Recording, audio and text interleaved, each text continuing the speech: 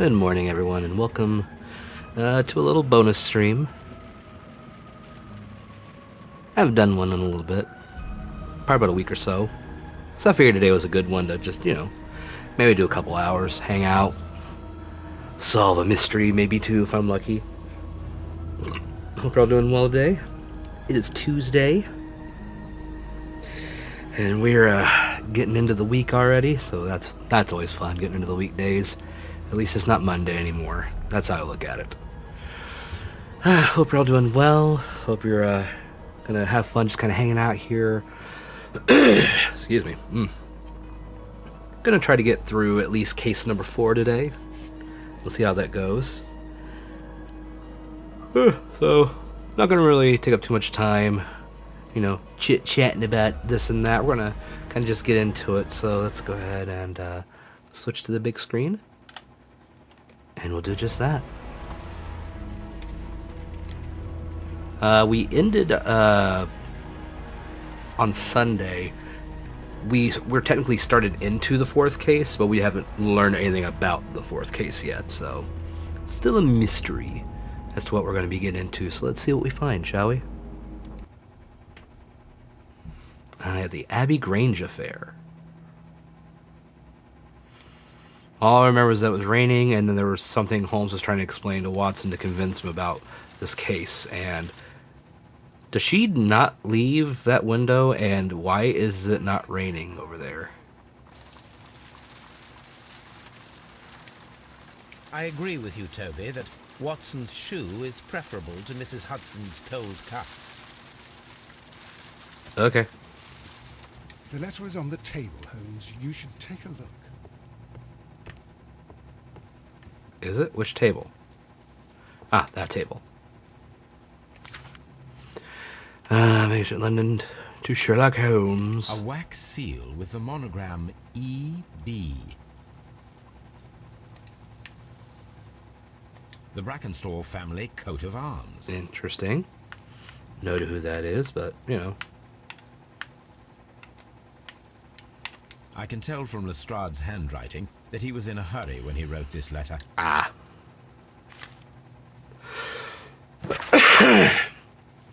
Arranged Marsham, Kent, at 3:30 a.m.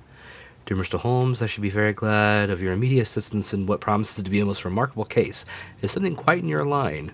Except for releasing the lady, I will see that everything is kept exactly as I found it, but I beg you not to lose an instant, as it's difficult to leave Sir Eustace there. Interesting. So, what is it, Holmes? Promising, as always. It appears to be a case of murder. So you believe that Sir Eustace is dead? I should say so. Lestrade wouldn't have sent for me for less. His writing shows considerable agitation, and he is not an emotional man. These people belong to high society. The quality of the writing paper, the E.B. monogram, their coat of arms. The crime was committed before midnight. Holmes, how can you possibly tell? Well, it is all thanks to Lestrade. He wrote his letter at 3:30 in the morning. Imagine the chain of events before that. The local police had to be called in. Scotland Yard was notified.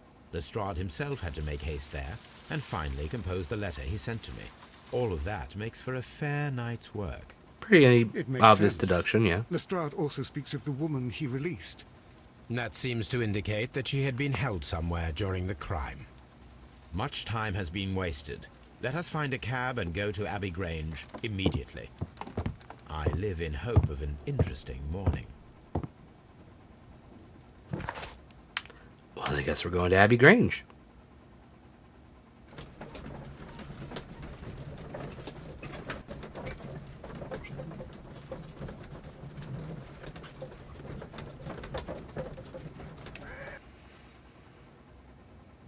Wonder if it's not raining here.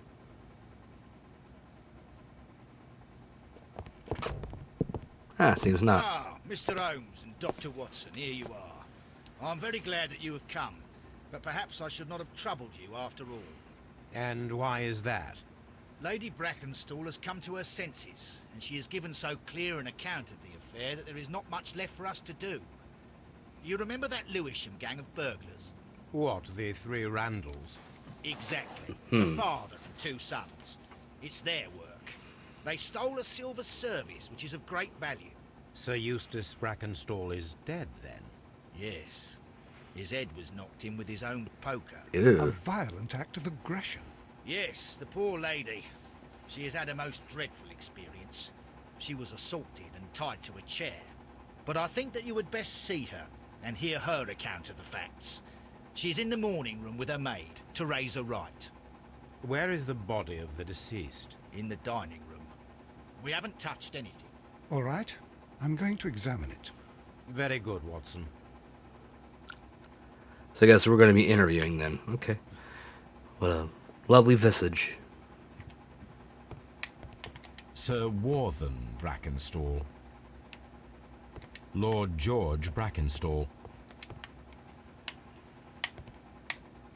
Lord Brigham Brackenstall. Lord Ramsay Brackenstall. Here we are. Ladies, allow me to introduce myself. My name is Sherlock Holmes. I'm assisting Inspector Lestrade in this investigation. Mr. Holmes, I am the wife of Sir Eustace Brackenstall. We were married only a year ago. I am sorry for your loss. Please accept my deepest condolences. I suppose that it is no use my attempting to conceal that our marriage has not been a happy one. I fear that all would tell you that, even if I were to attempt to deny it. Am I the one that thinks she looks like Clara from Doctor Who?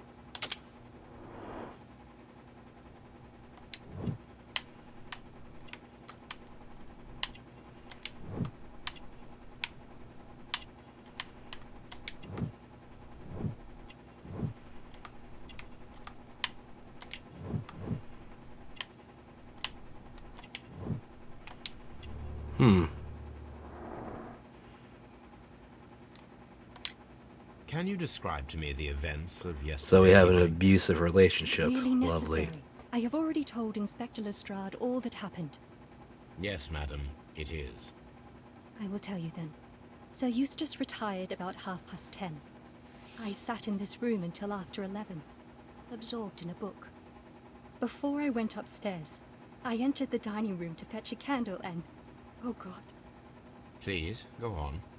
As I approached the French window, I found myself face to face with an elderly, broad-shouldered man who had just stepped into the room. Close behind the first man, I saw two others.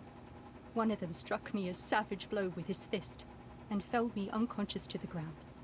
And then? When I came to myself, I found that they had secured me tightly to a dining room chair. It was at that instant my unfortunate husband entered the room. He fought with the intruders? Yes, I think he had heard them, for he was holding his stick. But they were three, and he eventually succumbed. One of them, the elder one, struck him a terrible blow with the poker. I fainted once more. When I opened my eyes, they had withdrawn. Then my brave Teresa came to my assistance. Did these three villains steal anything? Yes, I found that they had taken the silver from the sideboard. Okay. You can see for yourself in the dining room. You mentioned that your marriage was not a happy one. Was there anything specific that was troubling you? He was not a nice man when he was drunk, and he suffered from dark moods, but nothing else. Yeah, let's try that again. The bruises on your hands are at least 1 week old. Your husband caused those bruises? Oh, do you? Yes, he did. He was very angry at the time. Out of control. Again. Sir Eustace was a drunkard. To be tied to such a man for life is worse than death. Well, considering his life is over, it's not going to be that bad, is it? Death has caused you to part. Teresa, I would like to hear your testimony. Certainly, sir. As I sat by my bedroom window, I saw three men in the moonlight down by the lodge gate. But I thought nothing of it at the time. If I'd known... And then? I went to bed, and it was more than an hour after that I heard my mistress scream. And down I ran, To find her tied to the chair and him on the floor with his head smashed. That's all I know. Let's take a look.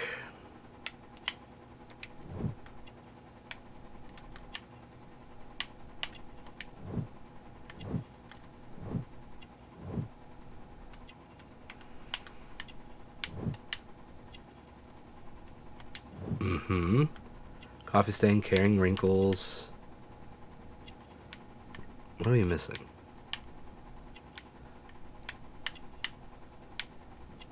Oh. Why wouldn't it register that?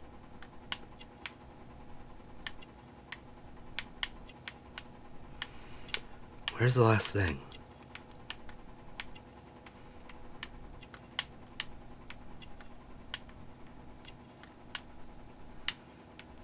Huh.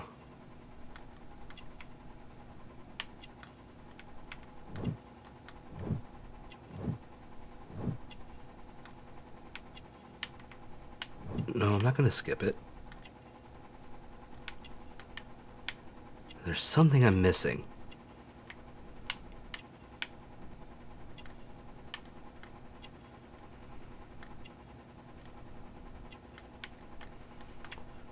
What the hell? Has it glitched?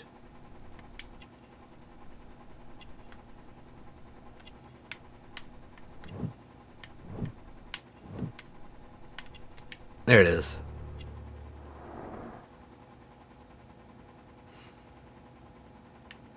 And what's this?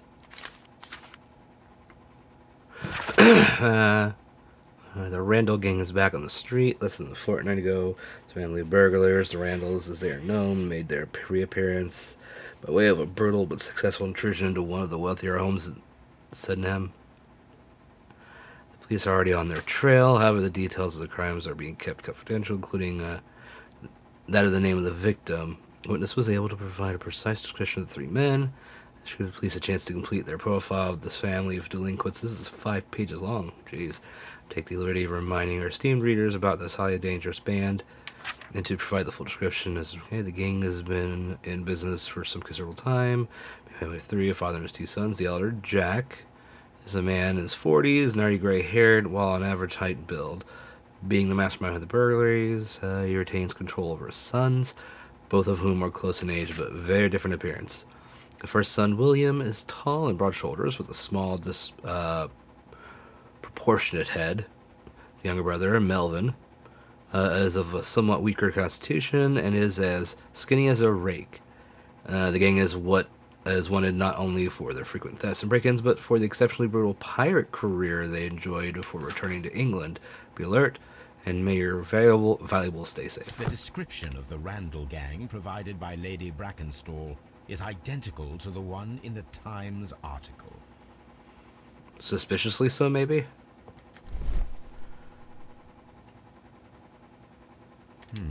These scratches are most definitely made by the picture frame. Aha. I was going to check the table and that came up. This is Sir Eustace's. There may be something important inside. I must ask Lady Brackenstall to open it. Oh, there we are. This photograph of Lady Brackenstall and her maid Teresa was taken at a port, but which one?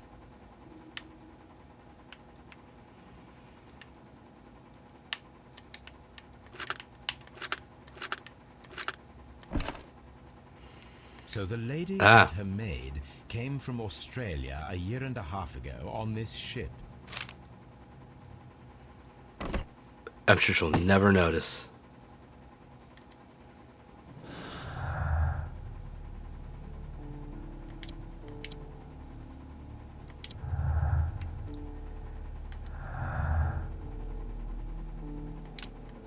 Okay, so that's not gonna help us. Okay, so let's see the options here.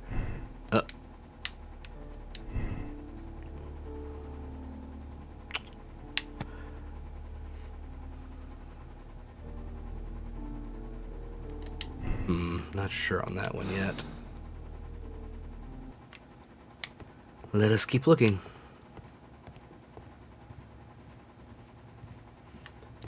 I guess it's about time to see the body.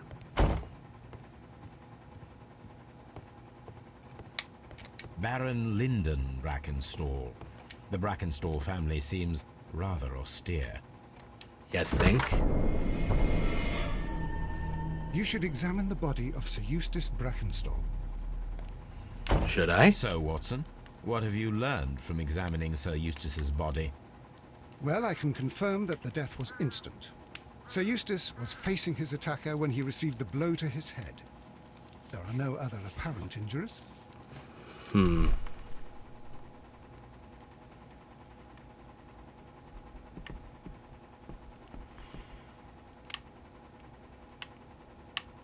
It appears that the bell rope was cut by someone taller than me. Interesting. A fur trader's cabin. Alright, let's find a look at the body here. Barefoot. He had therefore been in bed and did not have time to fully dress. Quite a large stick, a formidable weapon. And there's our one The blow. head was cracked with the force of the blow. That must be the murder weapon.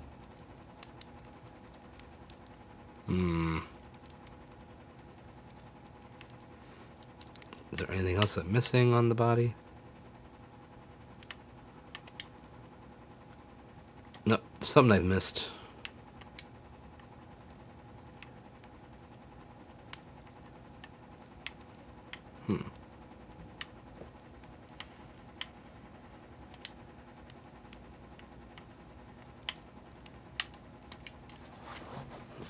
It is covered in blood. Sir Eustace might have struck his head upon it while falling from the blow. That's That definitely is possible. one possible explanation. So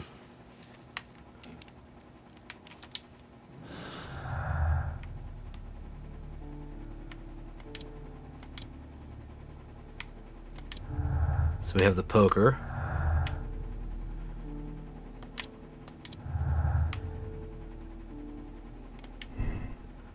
Death accident, death of Eustace could have been due to his accidental striking his head on the fireplace.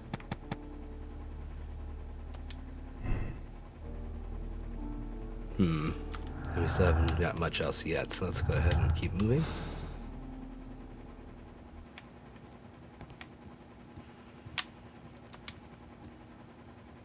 A decanter standing next to the open bottle. An inseparable pair indeed. 3 glasses. This glass has some wine traces, but no visible beeswing. There is beeswing at the bottom, as if the wine had not been decanted before being poured. This glass has some wine traces, but no visible beeswing. It is rather strange that only one of these glasses has dregs of beeswing inside it, while the other 2 are clear. Chateau Calon-Ségur, French wine, Grand Cru.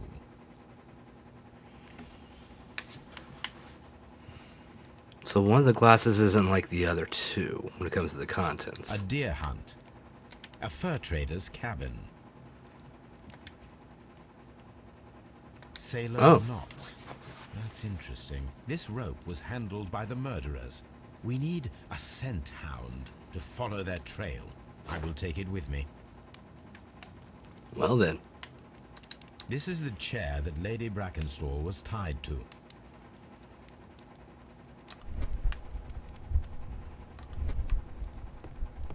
The hunting scene. Okay. We got A bottle of wine is missing here. which is the one on the table. This candlestick is valuable. It is interesting that it was not also stolen. True, only one silver thing? Or one, just the An silverware? empty silverware box. It appears that the intruders have stolen the contents.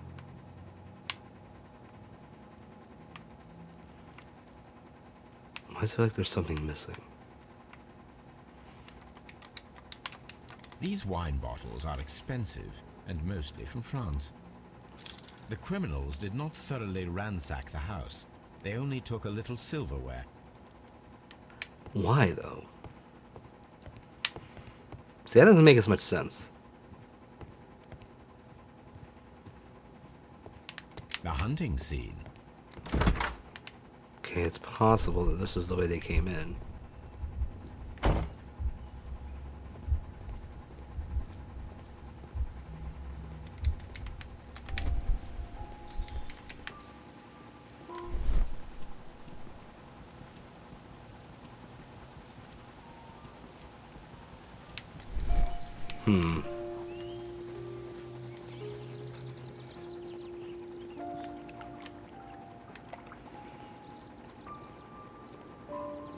Ooh. Oh. So I can't check in there for anything.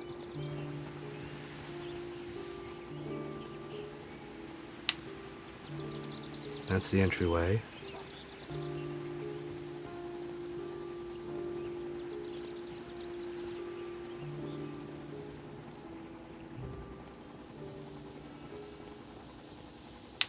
Perhaps I should go ahead and check the safe.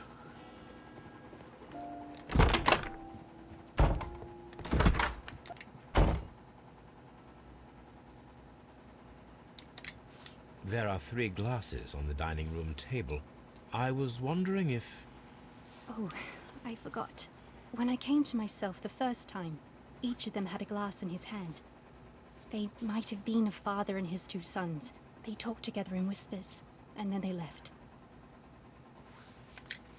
Lady Brackenstalk, Interesting. could you open this wall safe? No, it is my husband's safe. I do not know the combination. We have to open it. Your ladyship? Well then. Let us try to open this safe. This safe can be cracked. I only have to pay attention. The dial will vibrate when it is set to the correct number.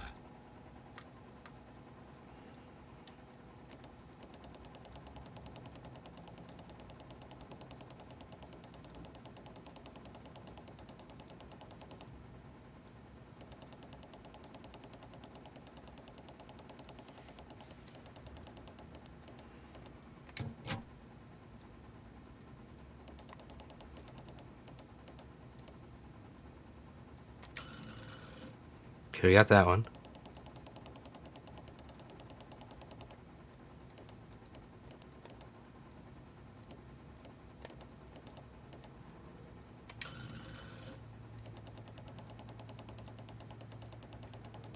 Not how safes work, but sure.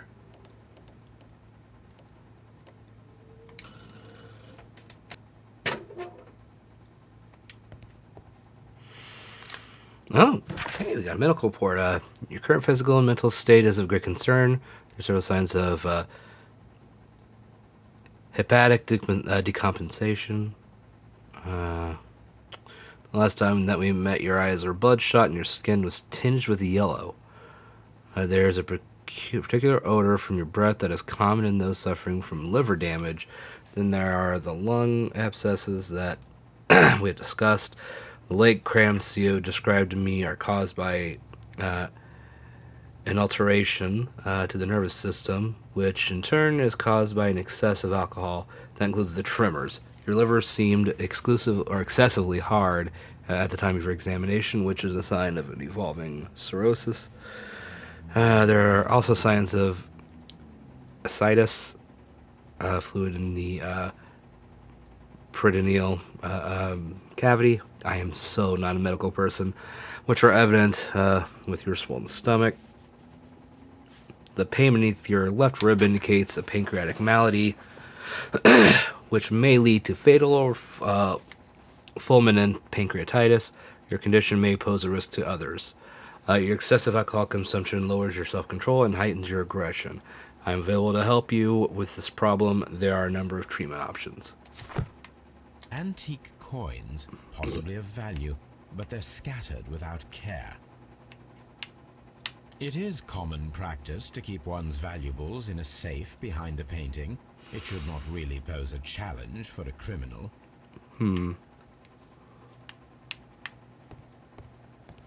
Let's talk to her again, see if she knew about the condition. Oh, what a horrible...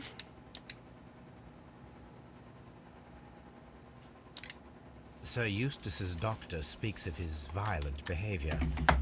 Yes, Sir Eustace was an extremely violent man. A detestable human being, to be more precise. It is true that he once threw a decanter at me, and all because I dared to stand up to him in defence of my mistress. Sly devil. God forgive me that I should speak of him so now that he's dead, but a devil he was, if ever one walked the earth. We met him only 18 months ago. She'd only just arrived in London. Yes, it was her first voyage. She'd never been from home before. Wonder with his title and his money and his false London ways. If she made a mistake, she has paid for it, if ever a woman did. She doesn't have any friends here, so it was especially hard for her.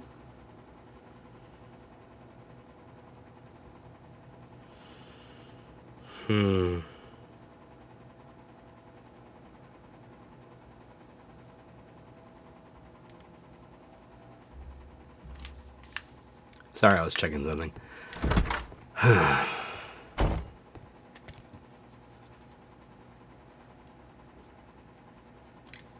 What do you know about Sir Eustace, Inspector? What was his reputation? A charming man when sober, but an absolute demon when he was drunk. In such moments, he was apparently capable of anything. Why, once he splashed fuel on Lady Brackenstall's dog and set it alight. What the hell? He threw a decanter of wine at Miss Wright's head. The alcohol seemed to madden him. He lit a dog on To the point fire. that we were forced to intervene several times to avoid a scandal. You know the best way to intervene in something like that? Arrest his ass. Scandal. Alright, let's see.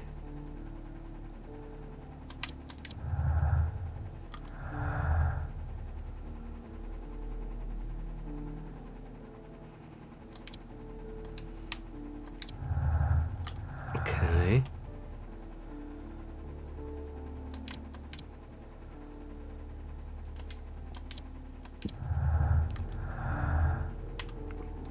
Okay, so let's see. We got domestic violence. Okay, let's go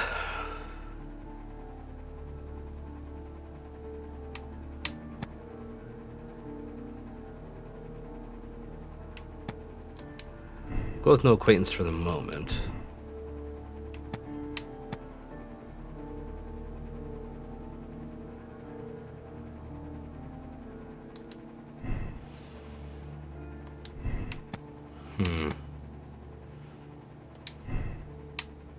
Not sure just yet, but the B-swing is the one thing that's kind of weird.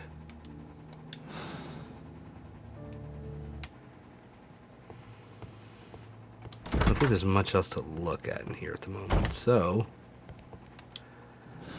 wrong one. Let's head back.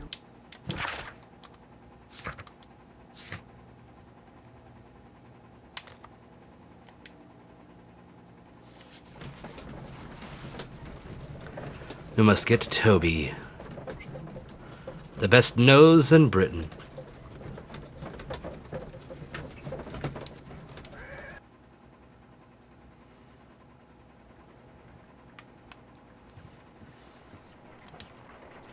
Come on, Toby.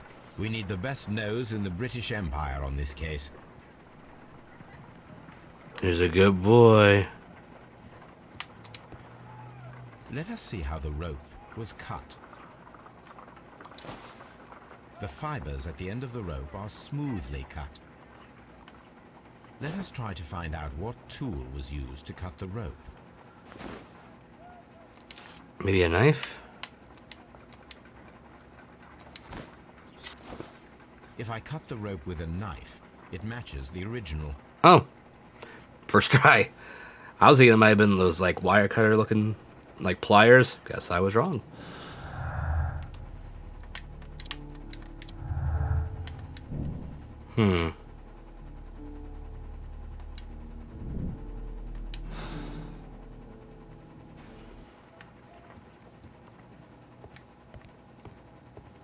Well, there was the whole pirate thing, so. Also came on the high society, one remarkable archaeologist. Well,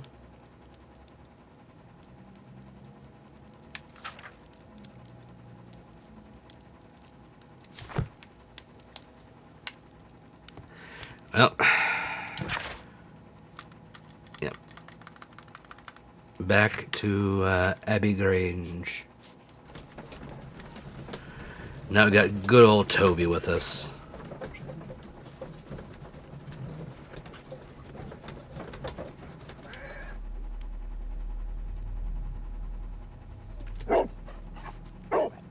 Search, Toby.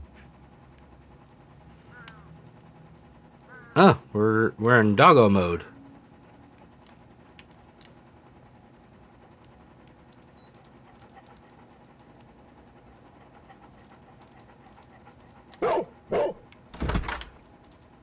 A borf, borf.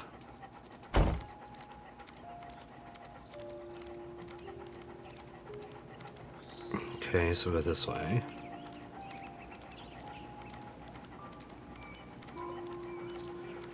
Aha.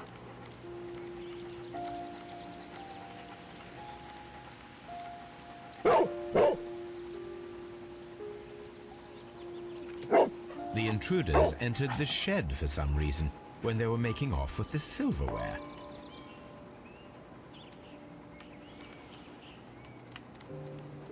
Okay, then went this way.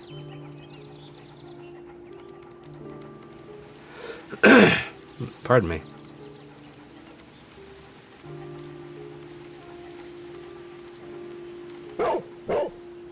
A well. Why to the well? The scent leads to the well. I should check it.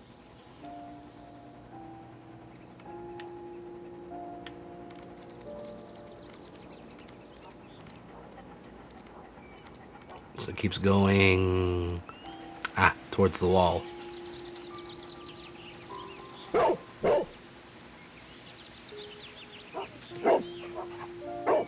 The intruder's trail is lost behind this wall. The criminals left the house through the French window.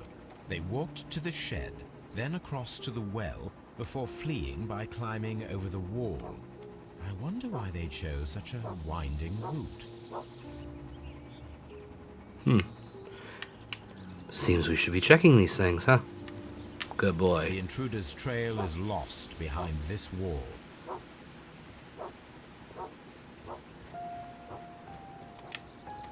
Alright, let's check the well. There's something glittering at the bottom there, but how can I reach it? Aha.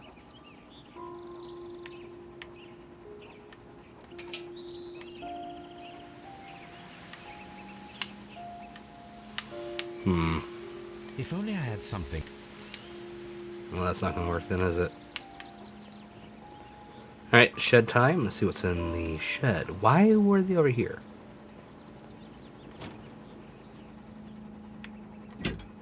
This Ooh. hook might be useful.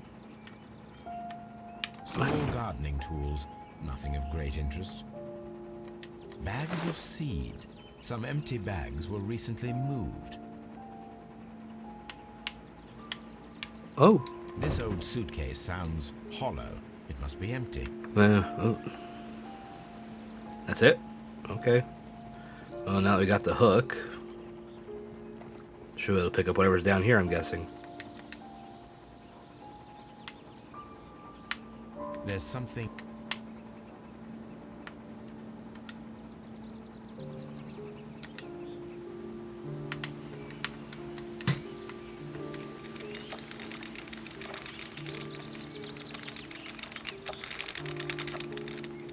Aha.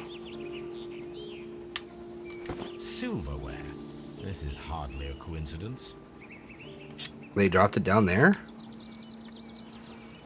So it wasn't stolen. Brackenstall coat of arms. It appears that we have found the stolen silverware. The not so stolen silverware.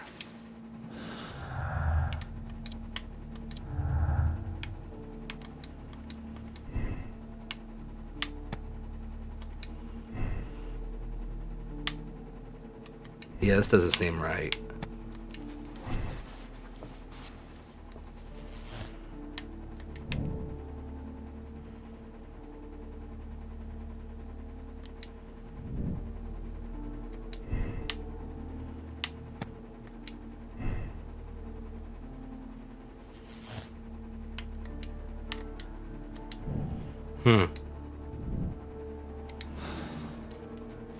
So there's a sailor here.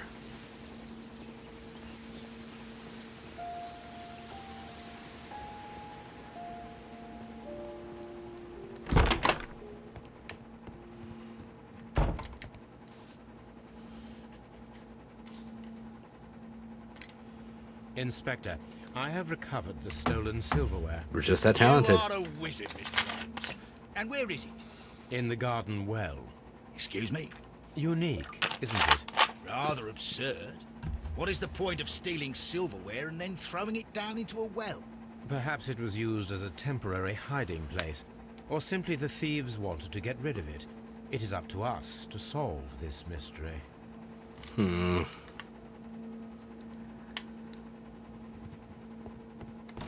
it's starting to look like this wasn't actual robbery. We found your silverware, Lady Rutherford. It had not been taken very far.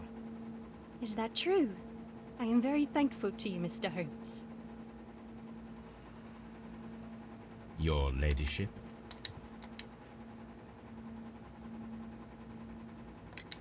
We found your mistress's silverware. All intact. Oh, that's good news. You really are as clever as they say. Indeed. Quiet.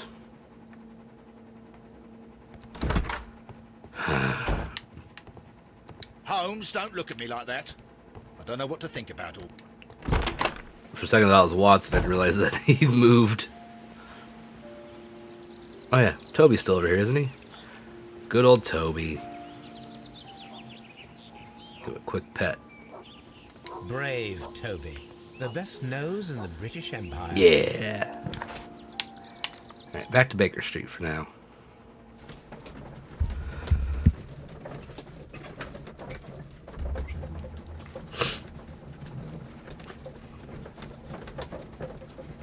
So now we gotta figure out the sailor connection. What should we do next, Holmes? Aha.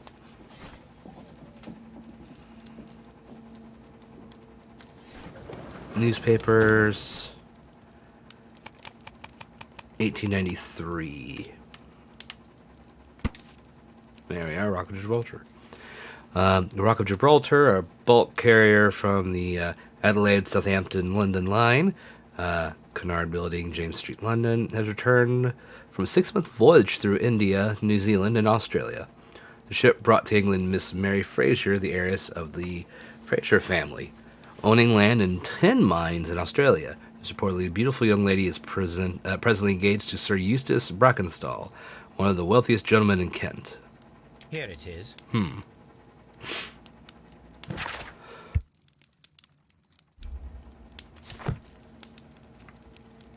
The shipping company, the Adelaide, Southampton, London line, and its address.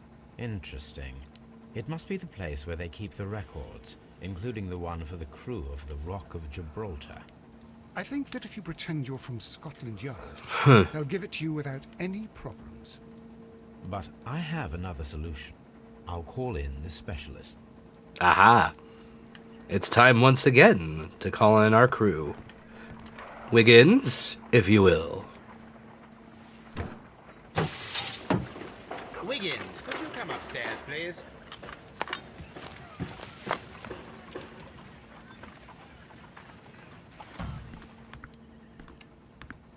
At your service, Mr. Holmes. I need a register, my young friend.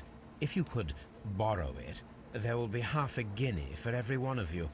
I need the crew list. Why does the kid look like he's from fucking Fable? 1893, and their current. Like, some of those facial features remind me of, like, the ugly characters from You Fable. really think they'll find it, Holmes?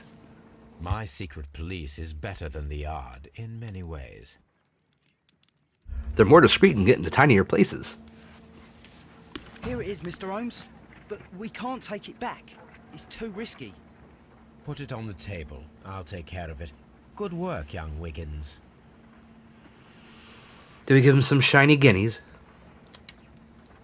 This list shows the senior officers of the Rock of Gibraltar, on which Lady Brackenstall and her maid made their voyage.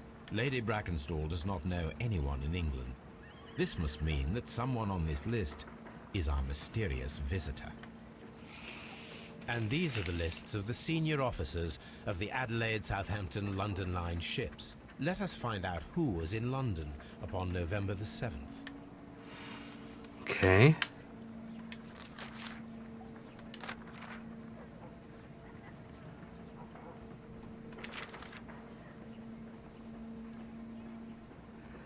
Alright. It's not that one. Nope. Nope. I do not think that this sailor has any connection. Oh, I wasn't trying to underline it. I was trying to make sure I was on the right one. Mr. Jack Crocker was in London upon the date of the crime. True. And he is due to depart in 2 days. Who else is there?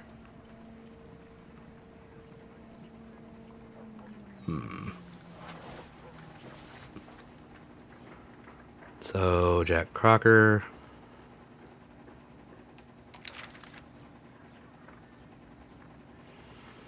You're already gone, whoever's on this list.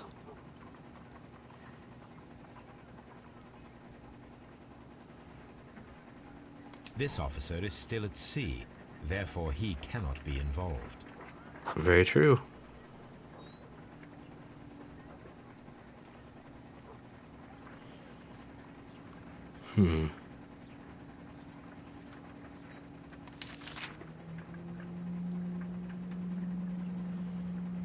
What else we got here?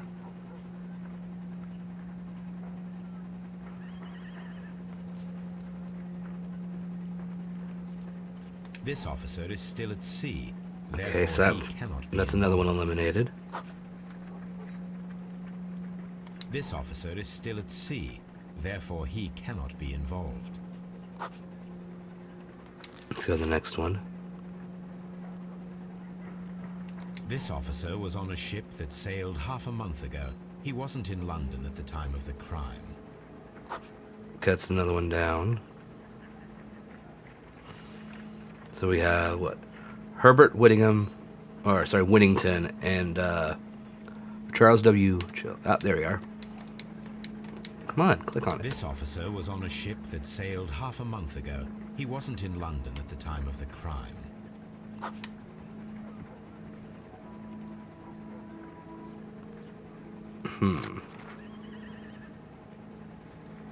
Herbert.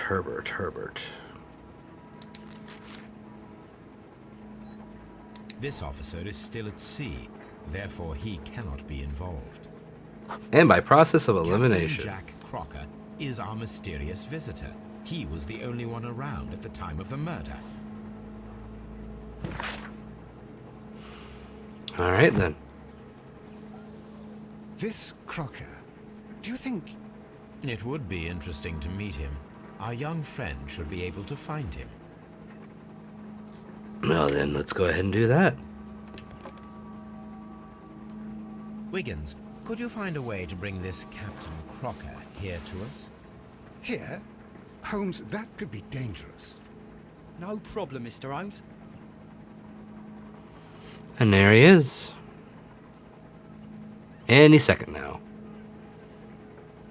Unless the game crashes. Mr. There he is. Holmes, I was informed that you were looking for me, and I'd like to know why. Yes, it is important that we talk.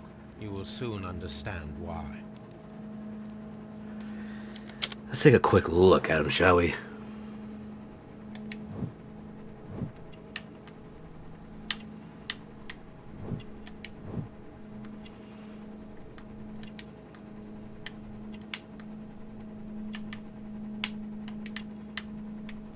Saw something for a second. Ah, there we go.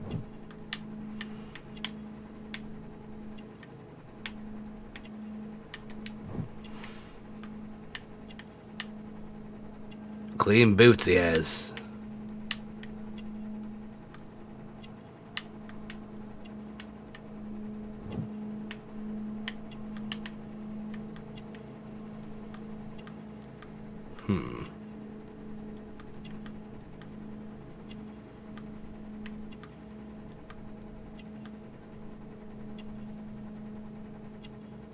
What am I missing? Oh. Didn't see the sea knife. You are acquainted with Lady Mary Brackenstall, are you not? Yes, I think I do remember her. From when I was first officer, but I still don't see... It seems your relationship went beyond that of mere passenger and first officer. How dare you? Indeed, how reckless a feeling is love, particularly if one is prepared to commit a murder in its name. Explain yourself this instant. You are aware that the murder made the headlines of the morning press. You read the newspaper report, but to your dismay, found it much fabricated. Once you learned that I wanted to see you, you came straight away. You needed to know what I had found. You? And what do you know? That evening, you were with Lady Brackenstall, despite the danger. I'm not afraid, Mr. Holmes. Besides, all of this is just guesswork. You would be right if there was no evidence. What then? Yeah, right here. Lady Brackenstall was tied to a chair on the night of the murder. And it was you who tied her up. You call that evidence? Yes, as she was tied with a sailor's knot. Your handiwork. So, it's a sailor who's done it. That proves nothing, Mr. Holmes. I'm not You're the only one connected to her, though, that's still in town. Your theory is flawed, anyway. On the night of the murder, I was aboard the Shark. I was supervising the repair of a porthole. At night? It was an emergency. There was a leak. You can ask the ship's carpenter. He can confirm. I'm sure that he can. Perfect. In that case, we have nothing more to talk about. Good evening, gentlemen. Holmes, what should we do now? Would you like to check his alibi? No. There is no doubt that these men will testify in his favor, and there will be no way to check. So, what then? So, we must work with what we have. We have all the puzzle pieces. Do we, though? Now I understand why you dissected the bell rope.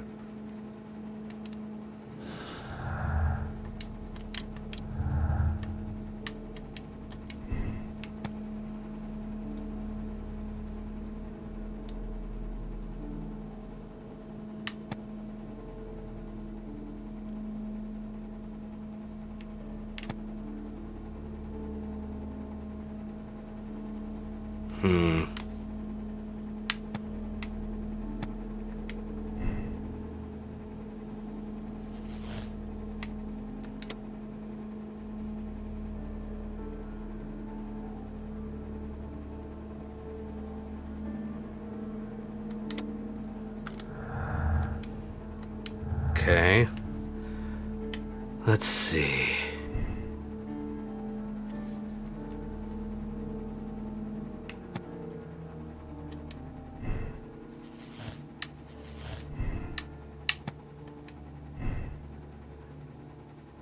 So we connect it this way.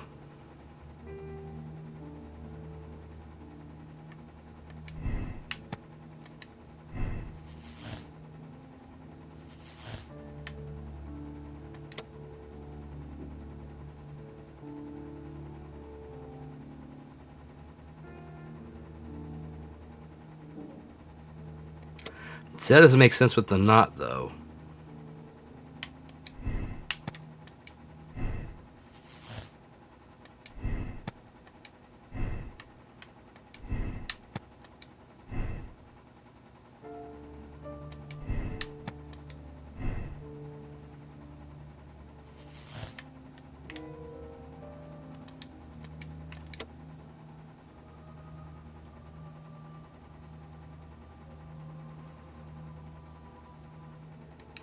That doesn't make sense for the Randall gang to be the ones.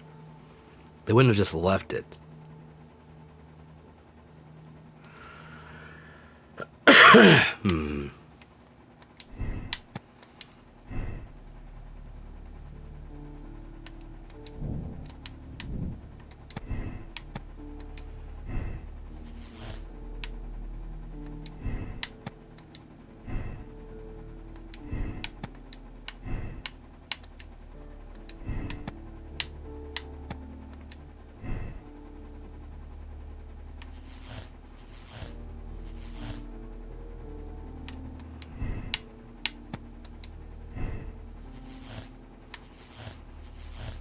Why does that cancel out?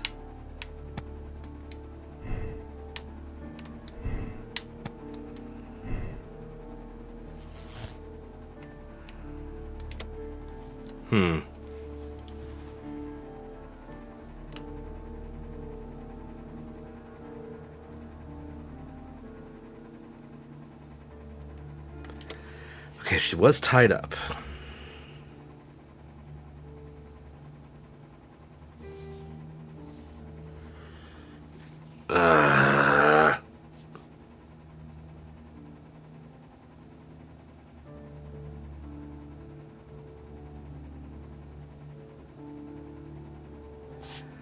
Silverware wasn't stolen. At least not directly. It was hidden, at least. With the three of them, they would have just gone and gotten away with it. There's no point in hiding it. That's extra time. This feels a bit more planned out.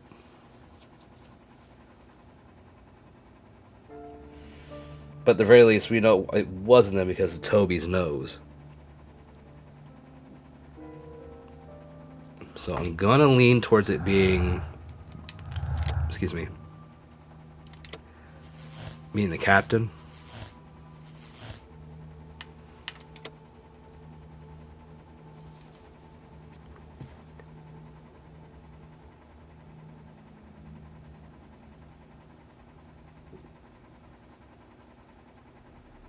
Let's go with this one. Let's see how it looks. Wiggins, could you ask Mr. Crocker to come here again, please? Right away.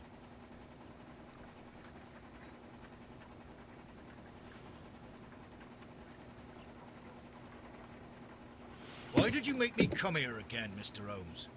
It is over. I know that it was you who killed Sir Eustace Brackenstall. What?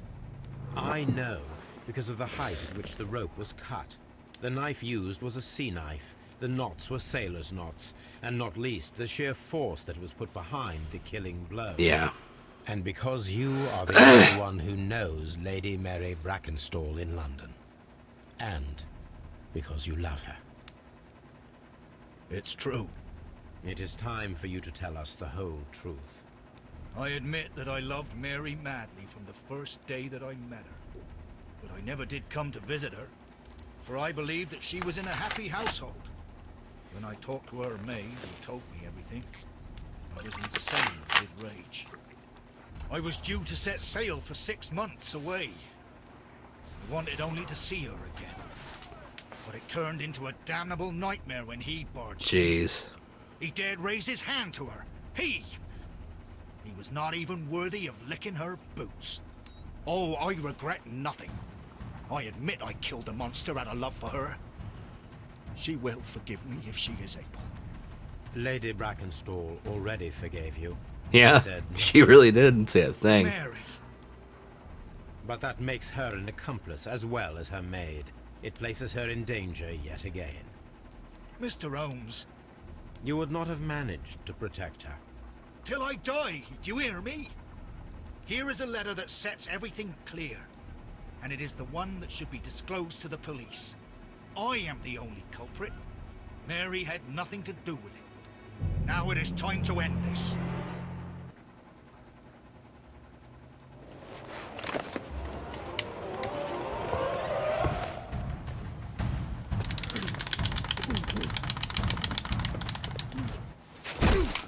Jesus Christ, don't do that to me, game. Please Quick forgive time me, event me like Captain that. Crocker. I wished only to test your sincerity, and your words and deeds have far exceeded my expectations. See here, Captain Crocker, we'll do this in due form of law. You are the prisoner. Watson, you are a British jury. Captain Crocker, the evidence shows that you acted without premeditation and used reasonable force to protect an innocent victim from her husband's brutality.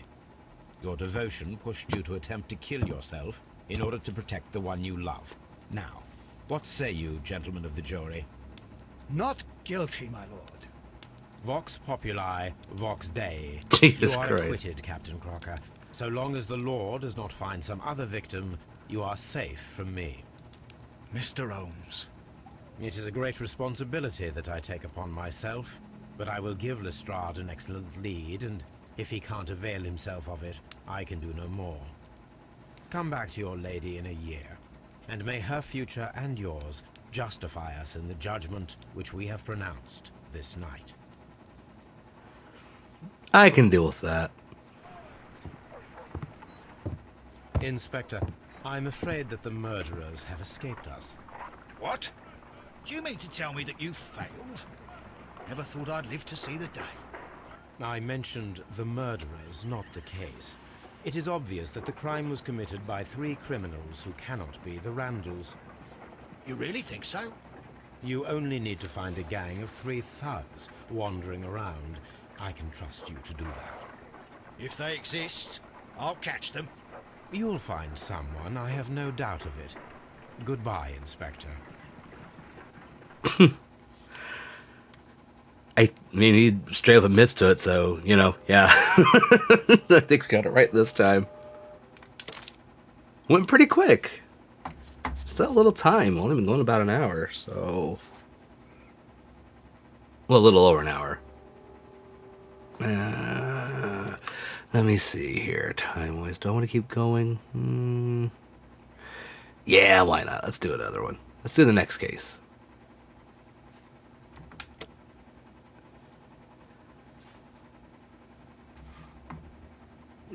Alright, everyone saw the case the same way, and most of us made the same choice. Very nice. The Kew Gardens drama. Okay. I wonder if this one would be a little short, too. Not that I would be upset if it would be. Oh no. Holmes is a violin. Holmes, for heaven's sake, whatever's going Wait, on? what the fuck? Oh, hello, Watson. You're early. Did you kill all of your patients? What? Holmes, where have all I these forgot that wretched he would bees keep come from? bees. I've heard about that I before. increased the temperature of the room so as to prevent them from hibernating. I needed to take a sample of honey. But it worked, Watson. We will have honey all year round. Ridiculous and dangerous. They're domestic bees, Apis mellifera, such industrious workers. Anyway, Watson, I am sorry, but I must leave you. I'm in rather a hurry. You have a new case? Yes, but nothing as thrilling as this experiment. A theft of plants at the Royal Botanic Gardens in Kew. I'm helping a minister who's an old friend of mine. You can join me if you like. Well, I'll admit that I'd far rather accompany you than remain alone here with these workers of yours. Besides, you'll need a helping hand with the flowers you're intending to bring back. Watson, however did you guess? For the great Sherlock Holmes to bother with the theft of plants. Come on, admit that you're planning to spoil your little bees with some rare pollens. Since when did I become so transparent? Let us go. Poor Toby.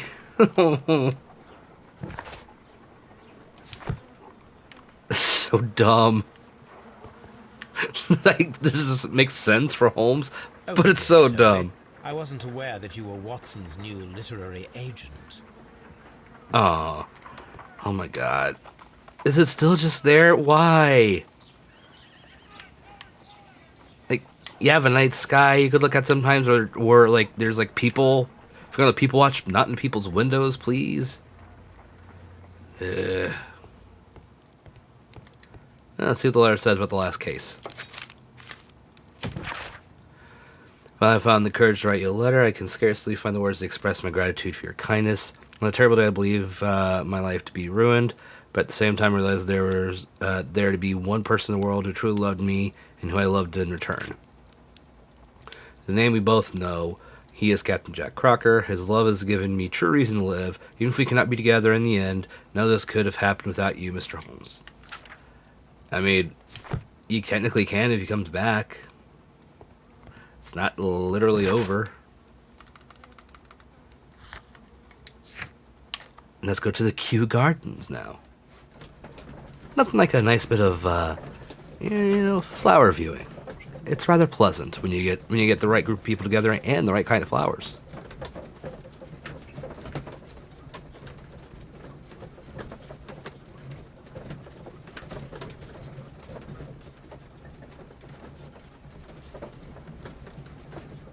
Man, it's taking a second to load, isn't it?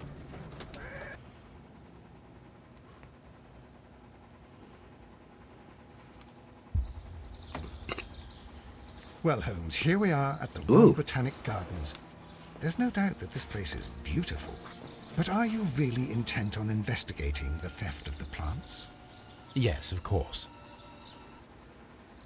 Let's see here.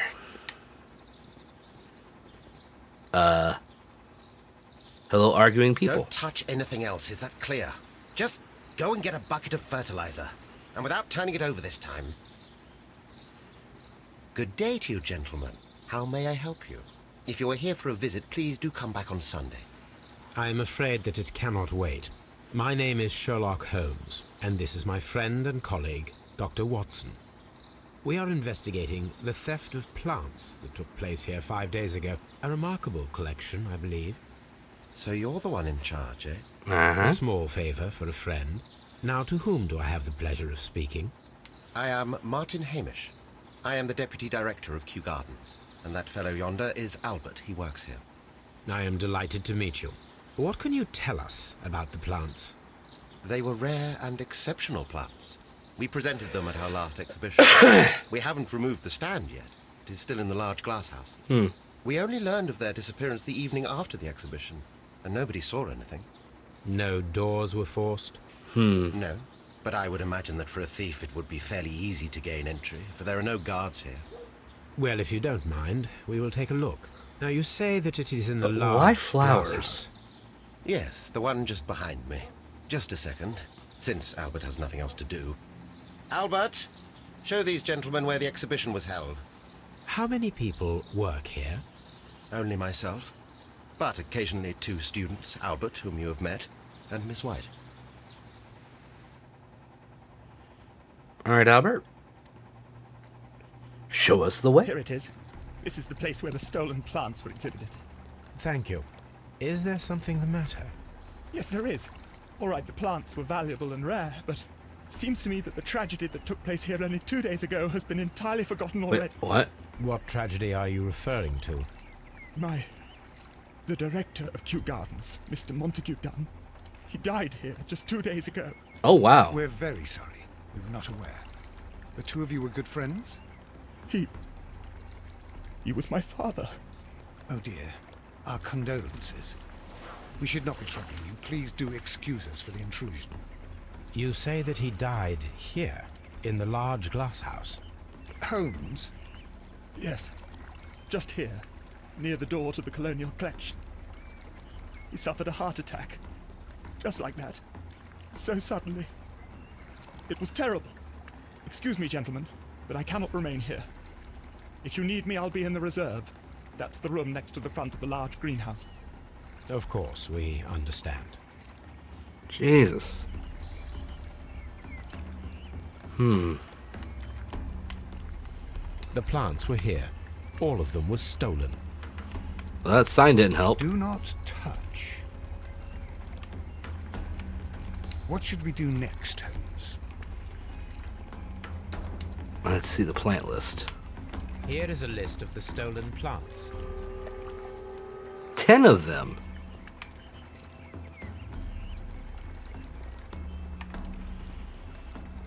Interesting.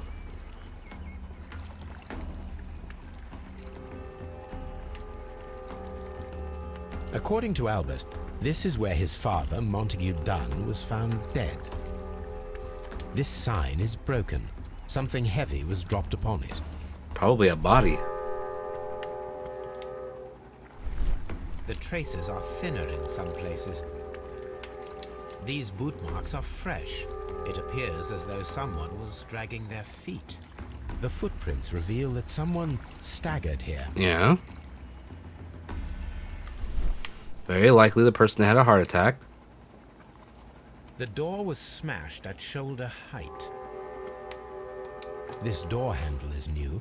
It was recently changed. The esconson was breached near the handle. The door was forced from the inside. Discombobulate. It is a lovely Was word. changed afterwards. Hello, pause I break. think we need How to are you? respect Welcome, the welcome. colonial collection. Hope you enjoy your time here as we solve a murder, well, maybe a murder mystery. At the very least, a very mysterious situation where a man died of a heart attack after flowers were stolen. Or before. I'm not really sure of the timeline just yet. Soil. It should have come from a flower pot. Well, yes. That tends to The happen. soil on the side of this flower shelf is the same as that on the ground. Hey, we have a broken pot. Fragments of a flower pot. It fell down here. Is there still stuff I'm missing? This pot was Oh. broken fairly recently. A flower pot recently fell down from these shelves and was misplaced. Don't think there's much else over here. Seems like all of it's over this way. So let's go through here and take a look. Very strange. Oh. Half of the colonial collection is absent. The smell is strong. It is a detergent. There's a stone chip? Huh. A fragment of marble, most likely chipped from a statue or sculpture. Oh. This broken fragment was the result of a heavy blow. So... the window panes These next. windows were perfectly cleaned. Part of this greenhouse was emptied and thoroughly clean. That is a little odd. Like, this is the colonial collection. These plants come from all the territories of the British Empire. Hey, with the corpse plant. Nice.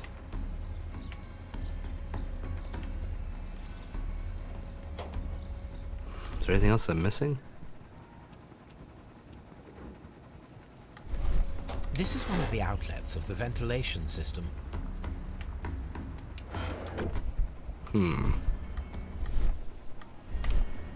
Interesting. So why is half that collection missing? All of that missing.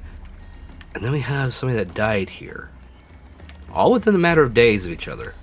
These trees, with their roots in water, must originate from Louisiana. Ah, yes, the bayou. I remember our visit in the case of the Awakened. Huh. Not familiar with that one. There were a lot of Holmes cases over the years. Mostly by Conan Doyle. There's also been ones that take place in the earlier part of Sherlock's career and life, since that's actually what's in the public domain right now. I can't do a lot of the later ones, Dry tropics. since they're still not in public domain yet. We can't do a lot of the later ones. So that's why you still have the aloof, asshole-ish Holmes as the more common variant. These flower pots are beautiful. They are... Oh, I didn't mean to hit that. That was an accident. The symbol is not from Kew Gardens.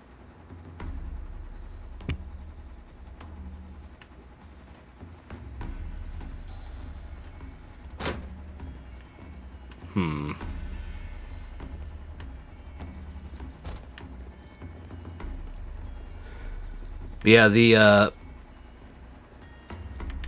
Doyle estate is really bad when it comes to like dealing with Holmes stuff, especially the stuff that's still not in public domain. They're really kind of just There assholes is a about it. smell of burning. Oh shit!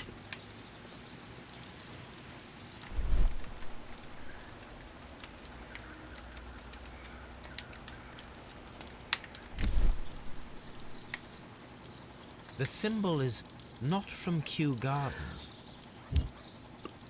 These are from... A protective mask. Yeah, these are from the exhibit.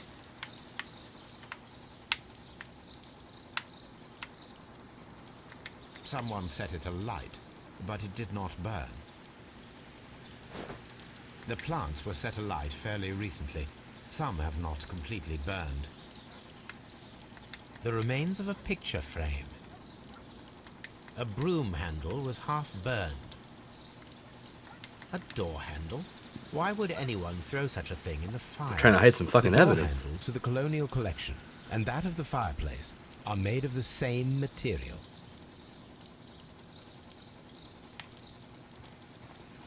Well, this is turning out a little interesting.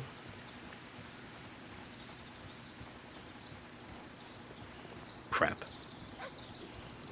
Holmes's one weakness, a very low strip of wood.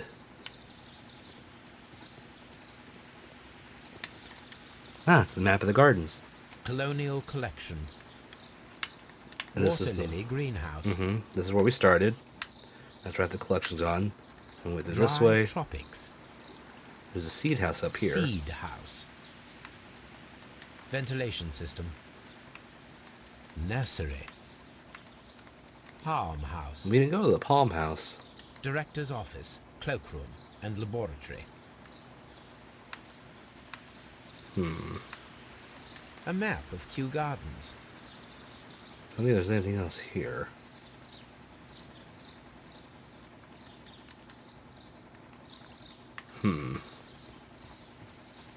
Let's check in here. A ventilation system.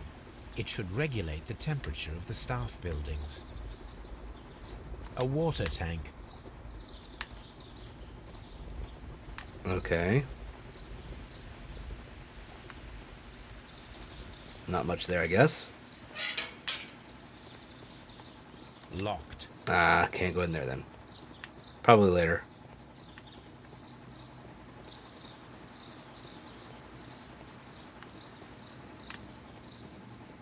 Let's see. Locked. The next is... Locked. The nursery is locked too. Okay. Watson, move. Pardon me. This is outside the colonial.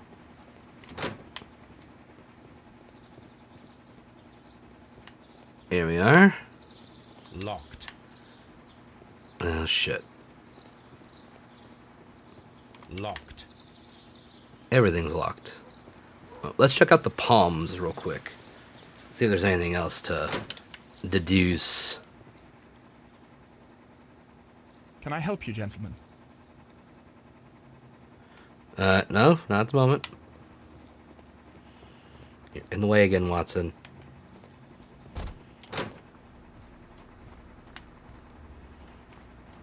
Interesting.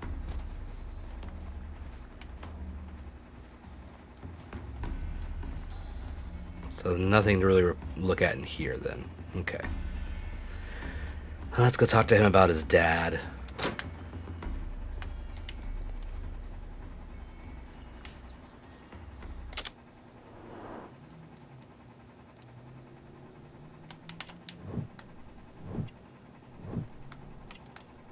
Yeah, that's understandable.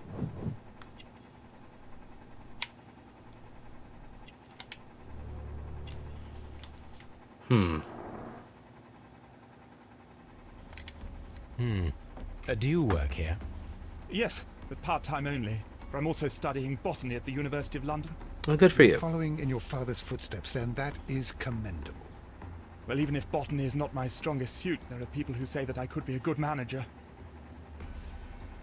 Thank you, young man. We shall see you again soon. Well, that was really abrupt and short. Now, as for you...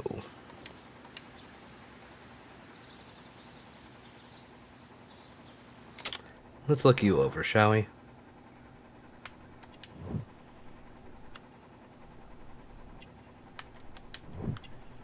Yeah, you definitely do get down in the dirt.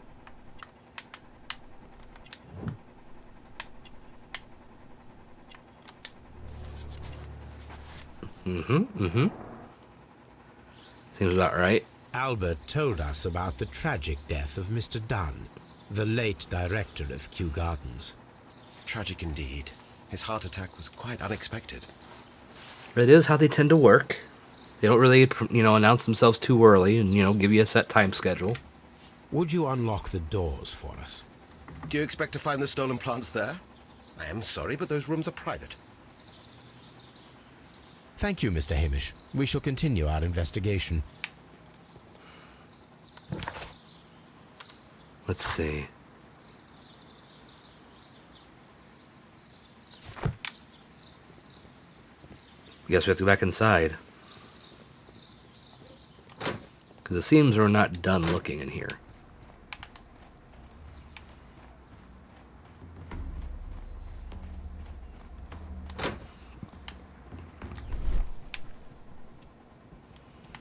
But what did I miss? Wait. According to this, they have light and moisture control in some parts of the building. Interesting.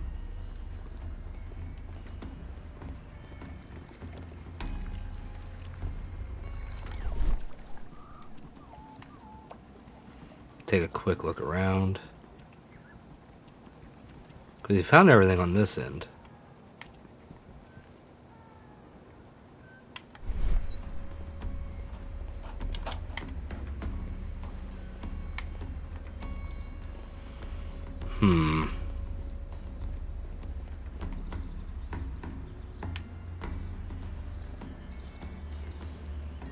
What am I missing?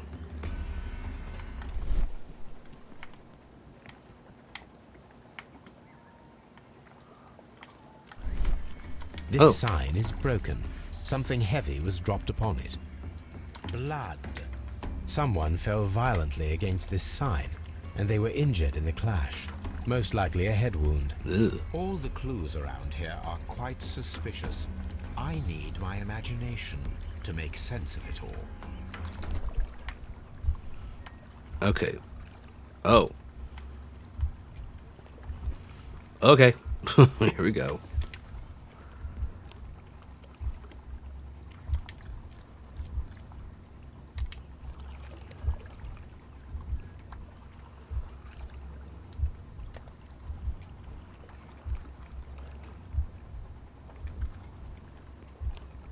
And then down he goes.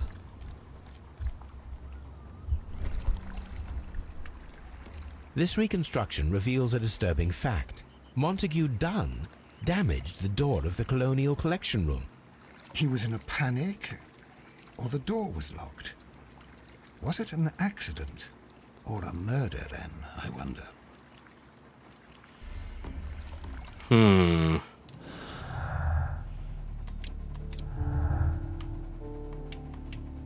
So we have our first clue.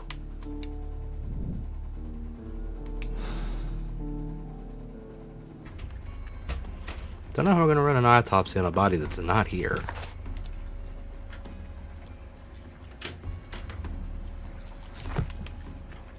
Okay. I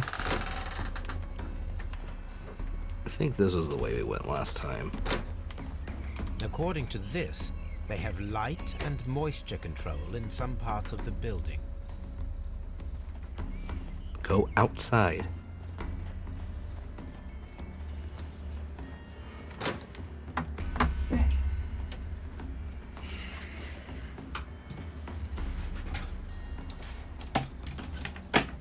So, sorry. And it was out here, and the burning was over here.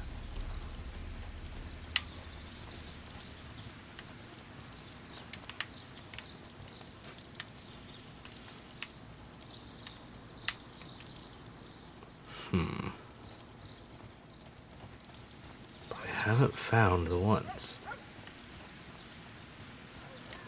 Well, for the moment, let's go to the yard, because that's where the body's going to be.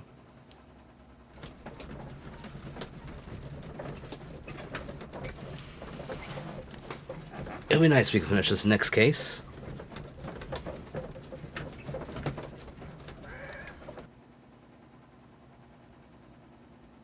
I asked Inspector Lestrade to take Montague Dunn's body to Scotland Yard. It's ready for autopsy then. Convenient.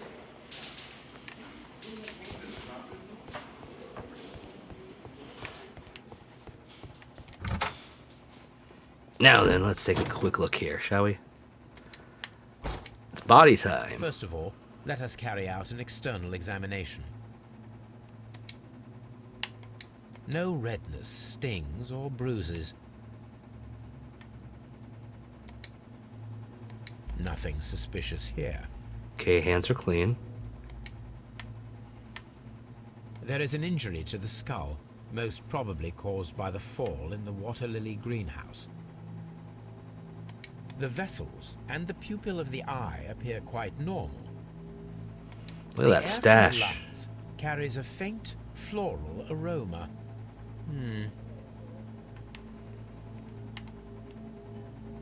There are no suspicious marks upon the chest. Let us finish our external examination so that we can proceed with the autopsy.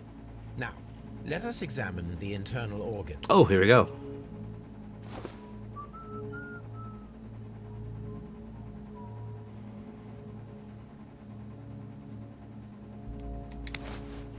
Just pulls it right out. The liver is enlarged.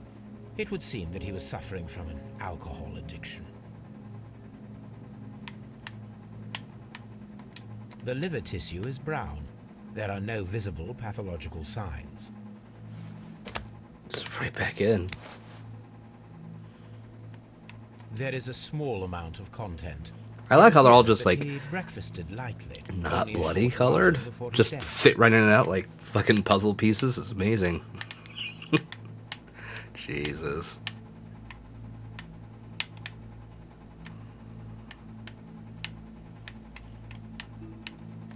The stomach tissues show no visible pathological signs. Just stuff it back under. The lungs are congested and edematous. Oh-ho. The tissue on the inferior lobe of the right lung is damaged, most probably caused by toxins from an unknown plant. Hey, Storm, how you doing? We're taking apart a person's organs and looking at them piece by piece. The heart's blood vessels show no pathological signs.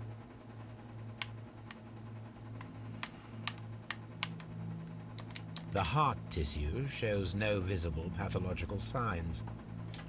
And there that goes then. My suspicions have been substantiated. Montague Dunn, the director of Kew Gardens, died from poisoning. Plant poisoning. Well, plain doom. Ooh, Holmes which said. doom? You mean Yes, it is murder. we should inform Lestrade? Yes, but do remember, Watson, that I discovered the murder. The challenge is mine. The challenge, Holmes? We need to locate that deadly plant. Such a perfect murder appeals to me. Murder of Doom any Eternal? kind Okay. appeals to you. I've still Is that not all finished we need that to one know? at all. No, we also have the people working at Kew Gardens. Martin Hamish and the son of the victim, Albert Dunn. Don't forget Miss White. And also Miss White, Ah. of whom we spoke with Mr. Hamish. Should we bring them all here for interrogation? No. A few innocuous questions at Kew will suffice, as well as a discreet delve into their personal affairs. Well then. Yes, Watson. It is time now to open the doors. Even those in the staff building?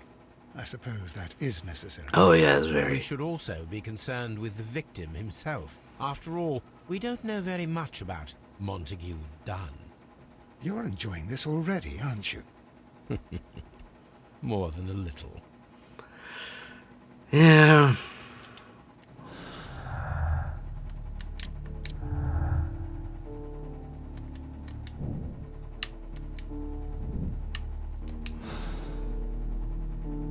We've completely lost the whole thing with the plants, haven't we?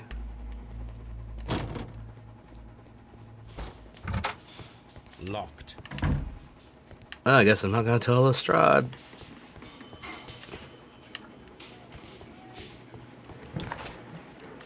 And now we go back to the gardens. So how far are you in Doom Eternal right now?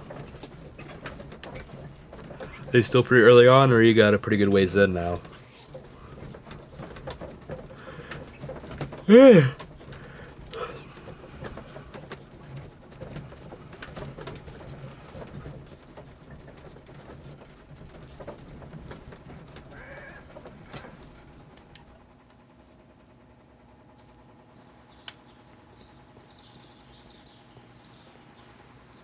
Now, about those doors.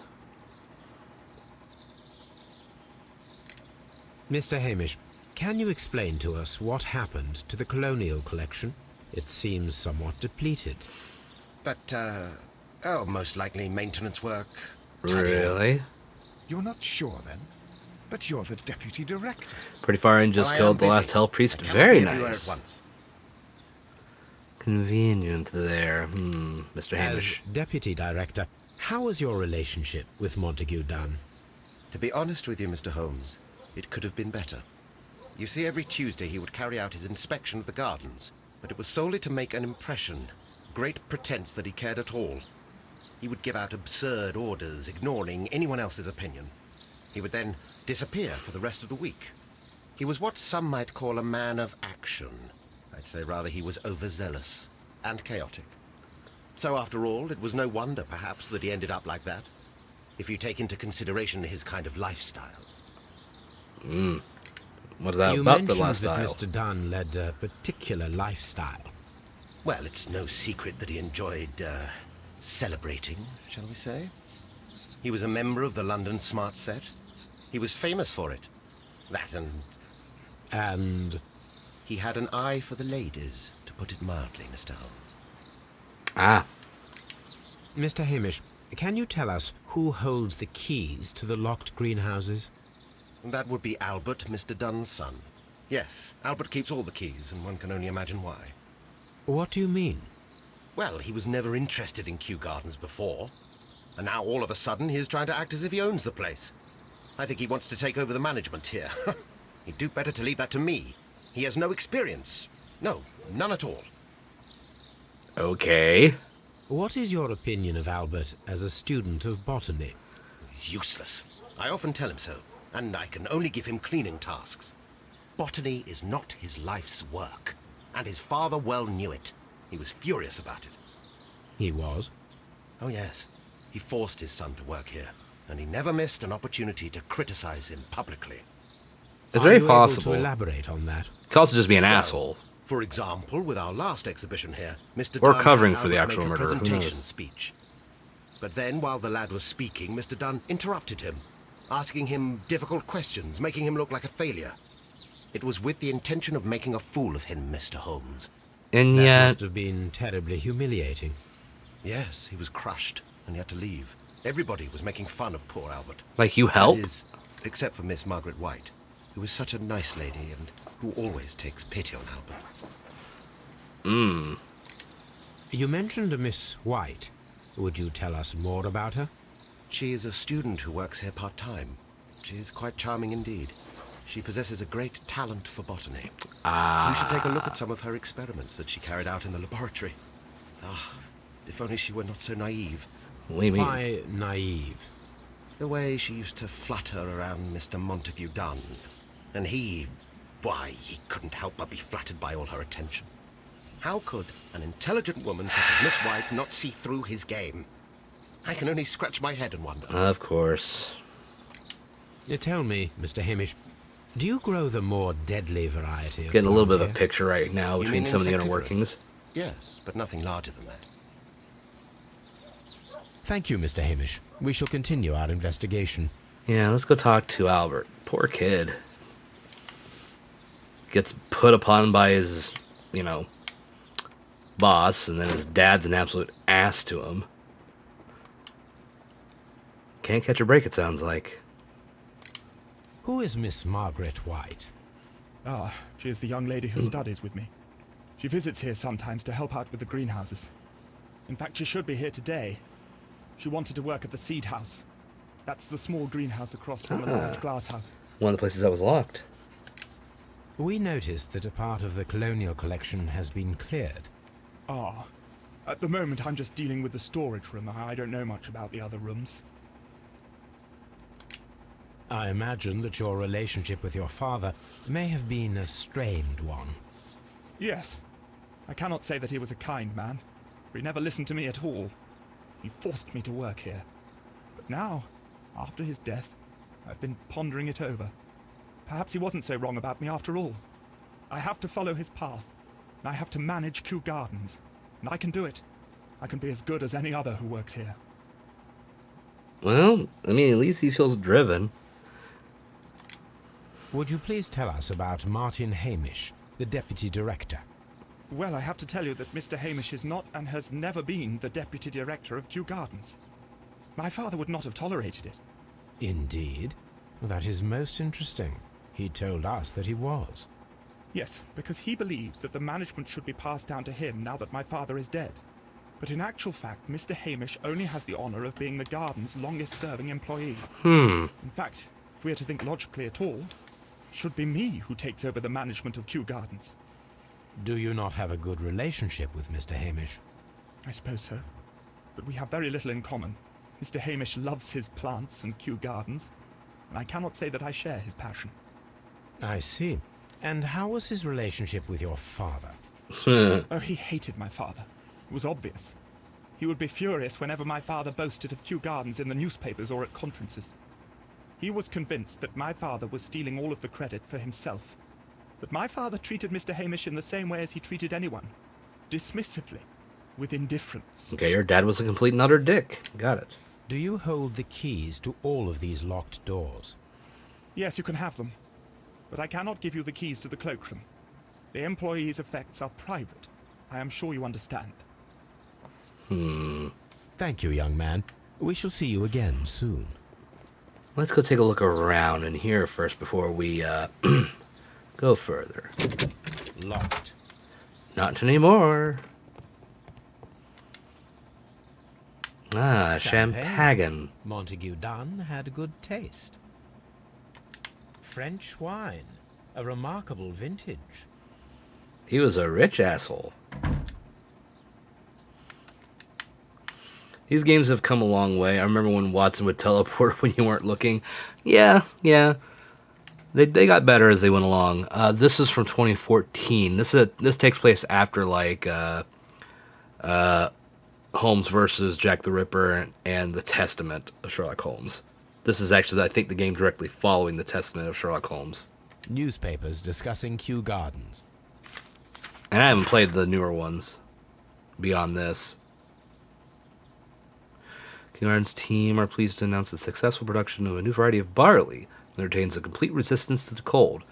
They have named it the Siberian barley. Mr. Martin Hamish, the proud cultivator of the graft, will hold a press conference next Monday morning upon this very subject. Interesting. My dearest Margaret, following our last conversation, I believe it might be better if you vacate your position here at Kew Gardens.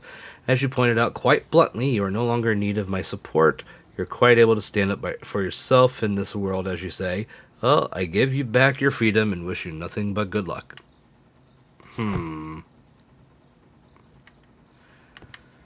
Interesting. Ah, safe. Do I get another crack at it?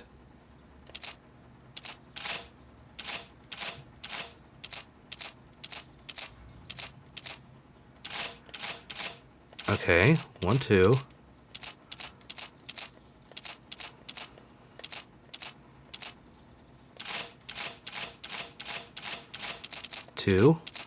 Two, 3. Come back around this way.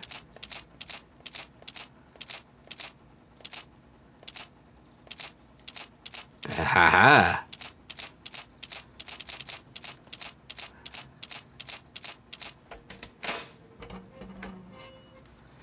Trial and error.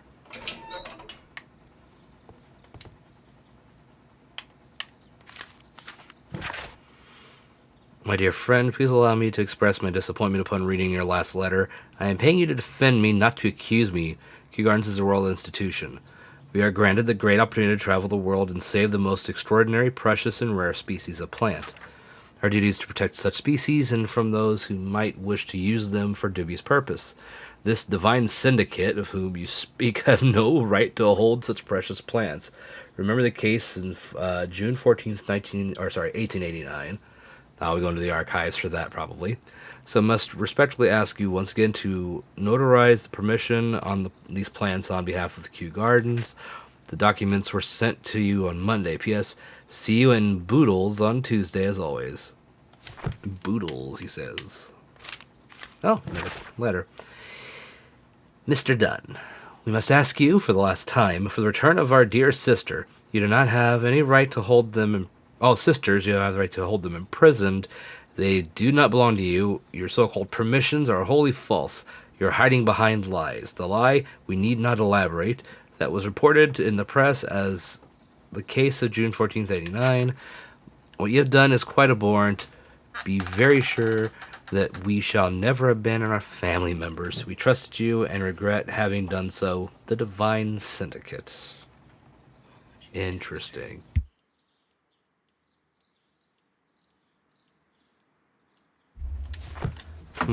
Interesting. I suggest that we don't tell Miss Margaret White about this document.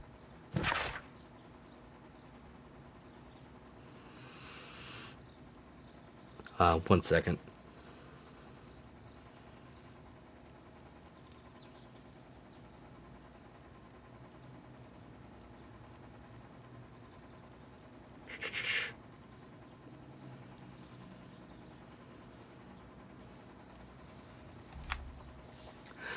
Debt of Miss Margaret White to, rental of a suite of rooms at Oxford Street, an educational scholarship at the London University, credits opened in Hamilton, Radigan House Tailors, and at Baird and Sons Luxury. Oh boy. They were in there pretty deep.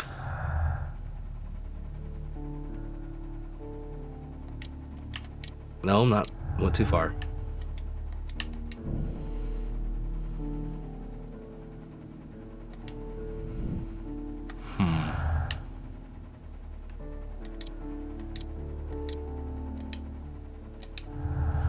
So no connection there yet. So let's keep going. Don't think... Oh, there is more. A photograph of Montague Dunn and Reynold Hamish.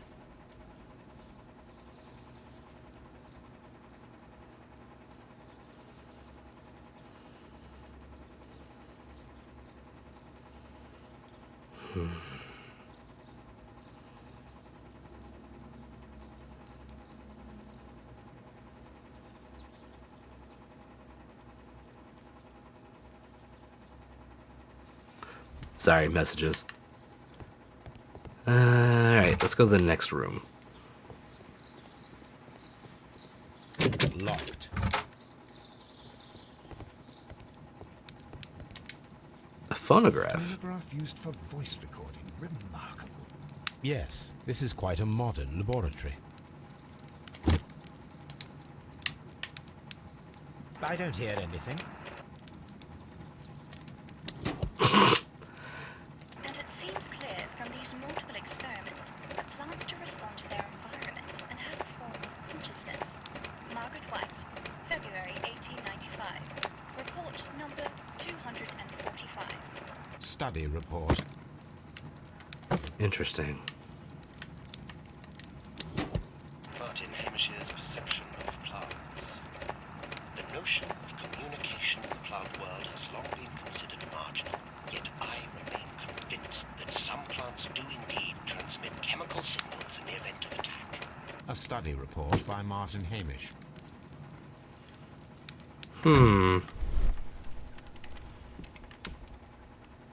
Oh.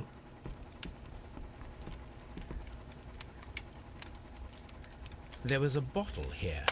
It left behind a trace of the substance that pervaded the laboratory. Gold dust. Good heavens. What's it doing here? The gold is almost immune to chemical attacks, so it may be a valuable auxiliary for various experiments. But why would anyone perform such experiments in a botanical garden? Curiouser and curiouser. Several drops of the substance were spilled. Someone carried this bottle around. The bottle is no longer here, but it is possible to detect a faint scent. We need a good nose. Ah, good old Toby's gonna be coming in. Ooh. Hello? A botany. Cambridge. This student's book belongs to Albert. Repeat year, huh? Poor kid. He tries so hard. Chemicals. A sufficient quantity for some serious experiments.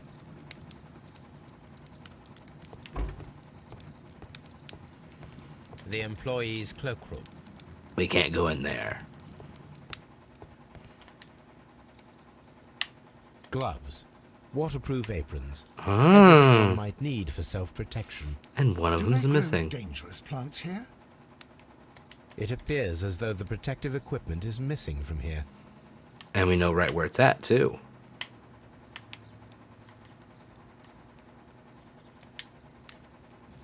Because there's still something here I need to examine, then.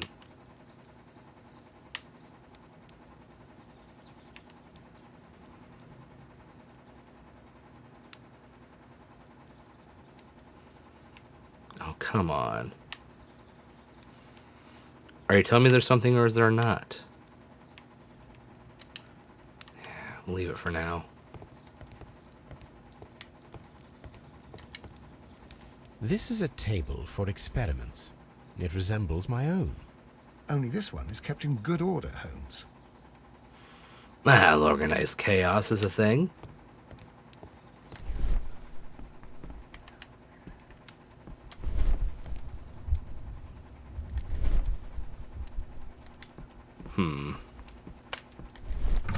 Okay, so let's go to the seed house then.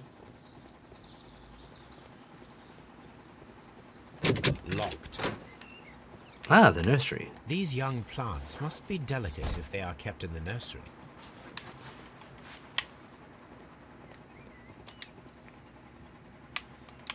A thesis. Oh. Written by Martin Hamish. A glasses case.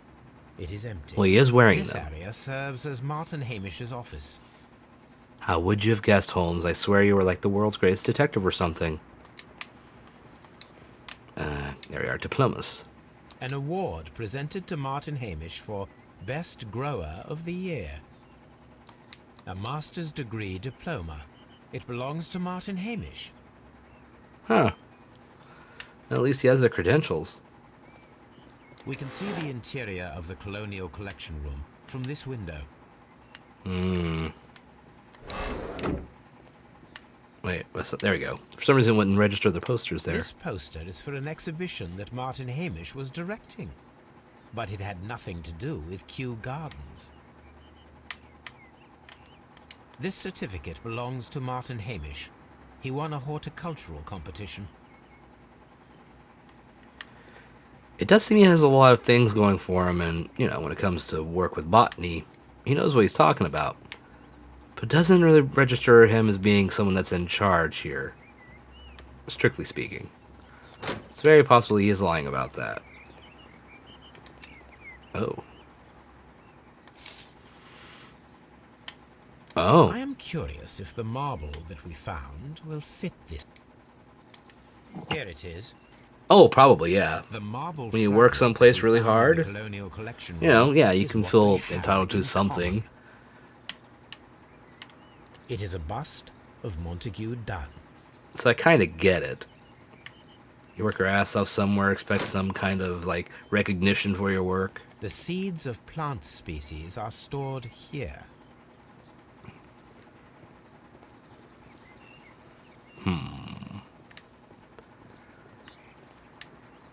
Not much in this one, is there?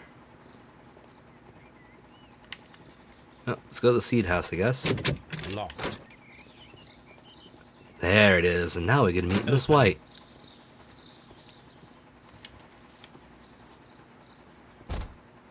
Good day to you, miss. You have some very beautiful plants here. Why, thank you, sir. And good day to you, too. But Oh, I do beg your pardon. My name is Dr. John Watson. This is my good friend, Mr. Sherlock Holmes. I am honored to make your acquaintance, gentlemen. My name is Margaret White. Excuse me, but are you Sherlock Holmes, the great detective? No, Sherlock Holmes, Yes, I am he. the great What a pleasure carpenter. to see you here at Kew Gardens. Are you working on a case? Let's take a look and see what we know about Miss White. Sherlock Holmes, insurance salesman. You say that, but it makes great sense. He'd be very much able to to convince somebody.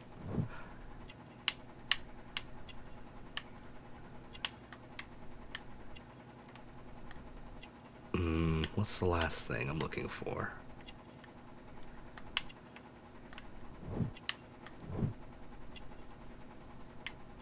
Aha.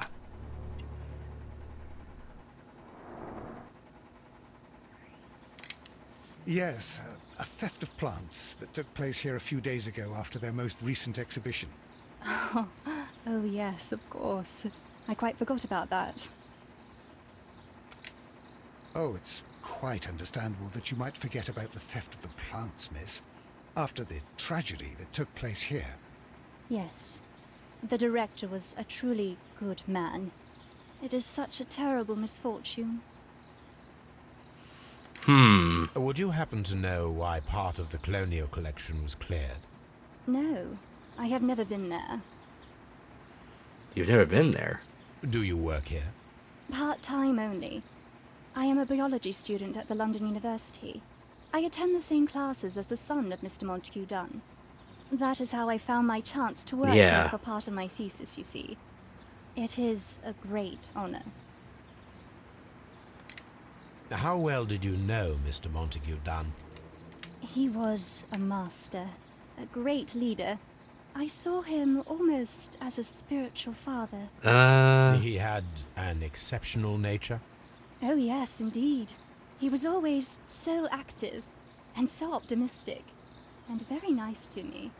Although he could behave harshly towards his son. Oh, that seems consistent. Why so? He loved his son dearly and wanted the very best for him. It made him extremely demanding. Albert, who is naturally shy, suffered. Most of the doors in Kew Gardens are locked. Do you have a key to this room? Oh, yes. Albert gave me a set of duplicate keys. He agreed I might carry out my studies without disturbing him. It is only temporary. Thank you, miss. Odd. None of the 3 people who work at Kew Gardens know why half of the colonial collection was cleared. That's a lie. Somebody has to. Someone is lying. It is obvious. No. Someone might be lying during a Holmes-related mystery. I never.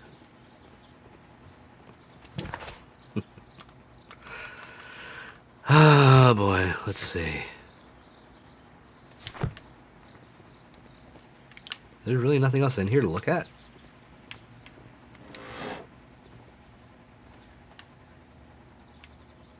Strange. To me, there'd be more to look at in here. Something involving seeds and whatnot.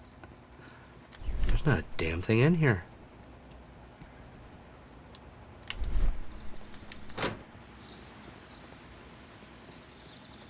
Huh. Because if I go over here and look through this. Well, we're going to need Toby here in a minute anyway, so probably going to be a good idea to head back to Baker Street. Because we already know the old man was poisoned.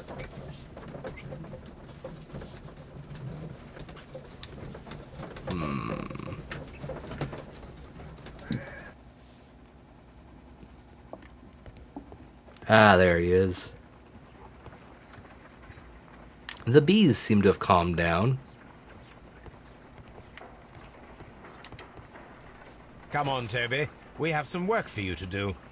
Let us go to Kew Gardens. Watson. Someone should take Toby for a walk. Have you found something interesting? Watson.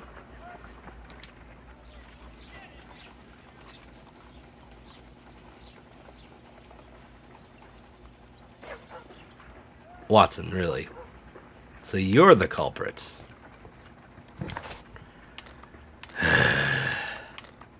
Should have known.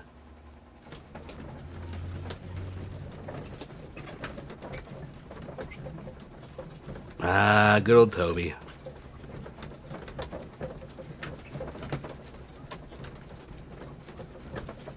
I couldn't imagine riding in a carriage long term. It would be quite uncomfortable, I'd expect.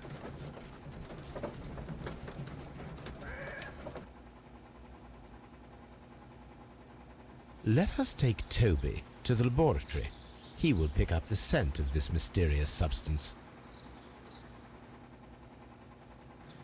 Search, Toby. Search. Haha. Let's see. Wow, this is a lot clearer than the last case. Look at him go.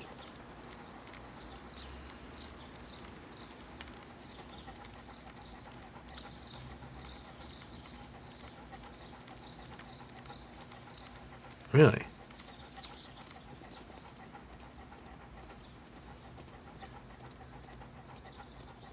Roundabout, isn't it?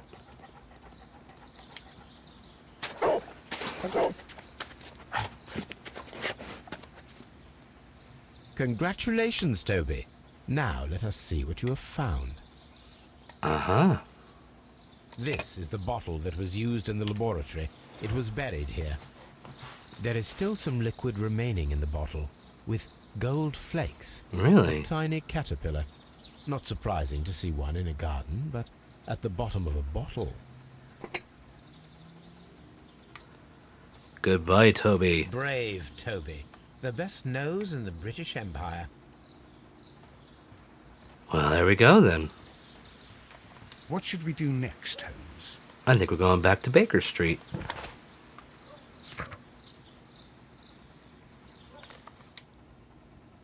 Makes sense to me, at least.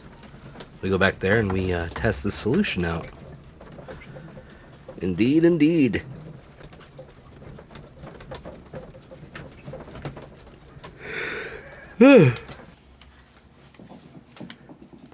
Very big yawn. Now let's see this. Let us determine just what we have found here. Let us pour liquid from the bottle into a test tube to perform an analysis. This is the bottle that we found hidden at Kew Gardens. Let us... All right.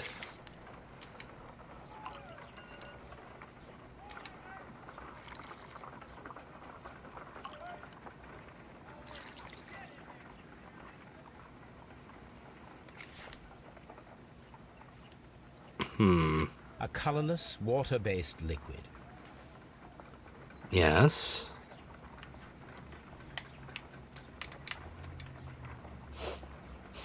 Quite a strong floral aroma.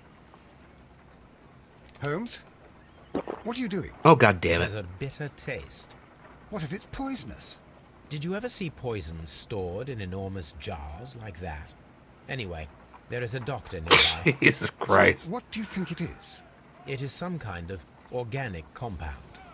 Let us vaporize the liquid and see what happens.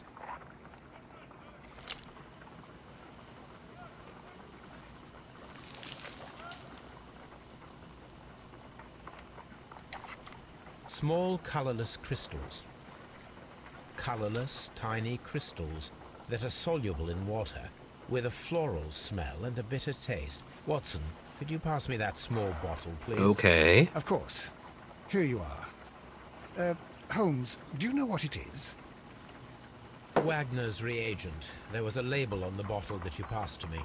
No, Holmes, I meant the bottle that we found. Let me add the reagent and see if there is any sediment, and then I shall tell you. I need to take a I need to... Alright, let me put it over... Which one?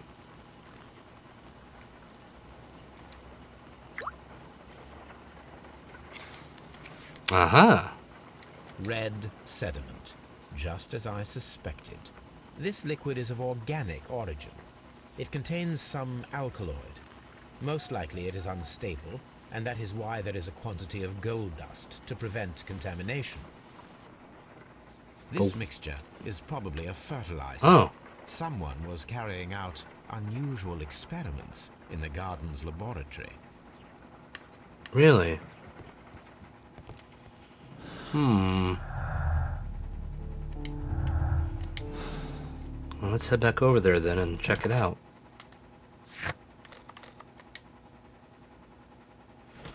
So it wasn't a poison. Dostoevsky.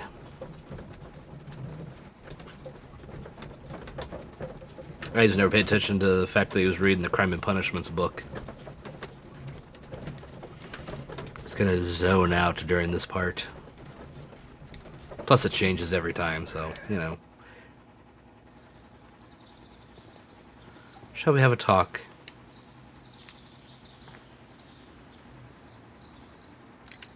There is a bust of Montague Dunn in the nursery. A bust? Oh, that old thing. Further proof of that outrageous ego of his. But why in that room in particular? Oh, I don't know. It has always been there.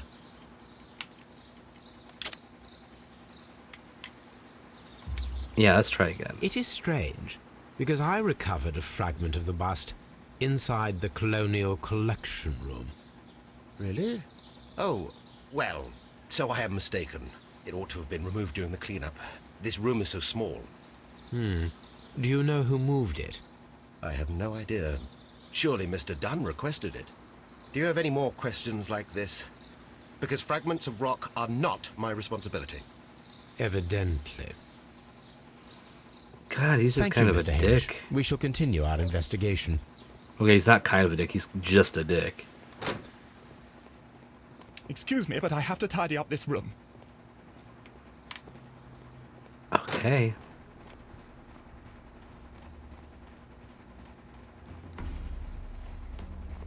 Let's see if we missed anything in here.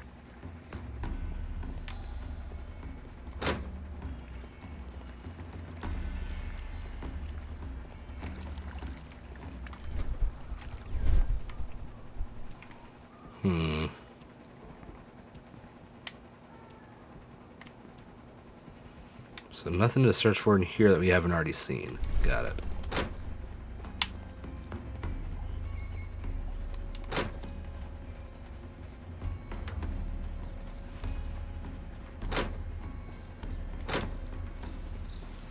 So there's that. Let's check back over here. What are we checking here for?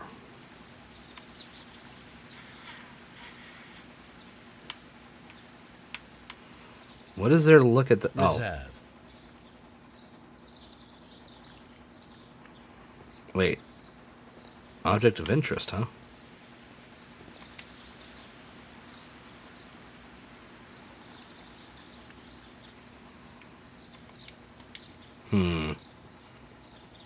Not sure what the interest is, but, you know.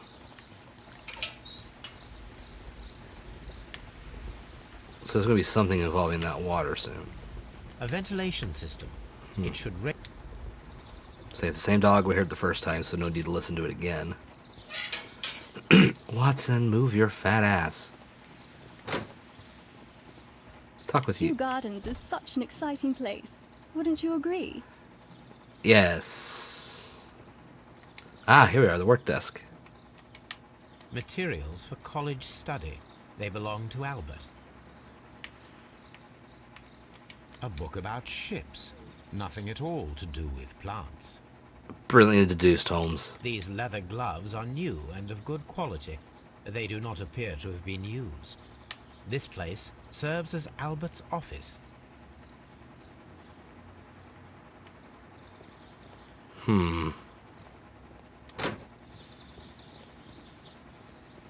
Let's head back to the lab.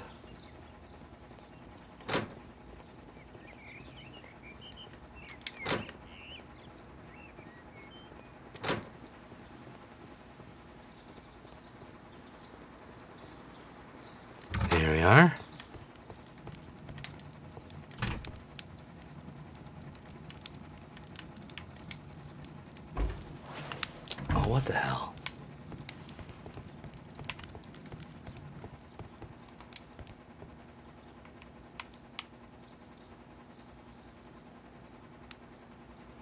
Such masks are generally worn when dealing with toxic chemicals.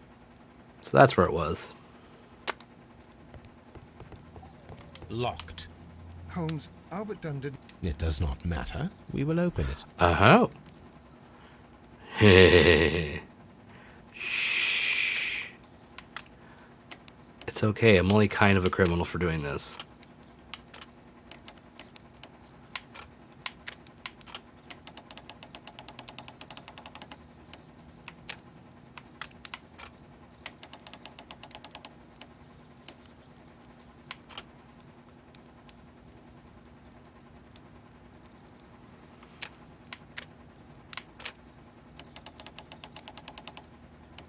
Huh?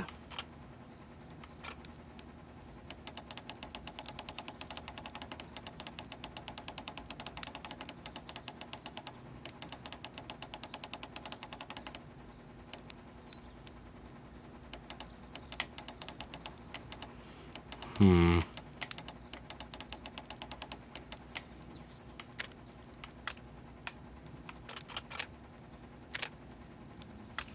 Hmm.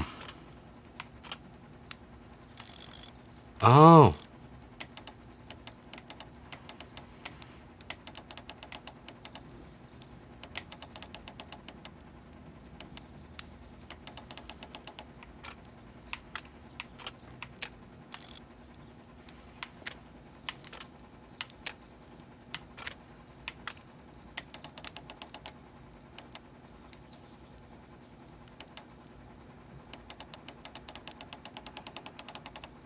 What am I missing?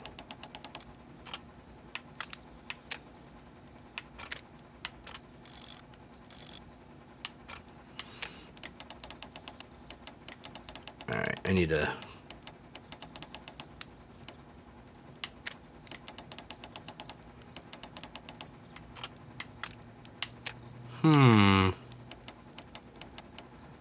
Ah. I see what part of the problem is.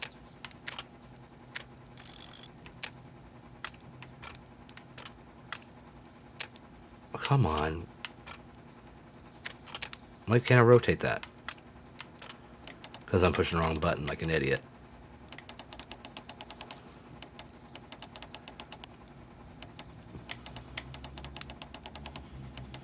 Aha, this is the correct one.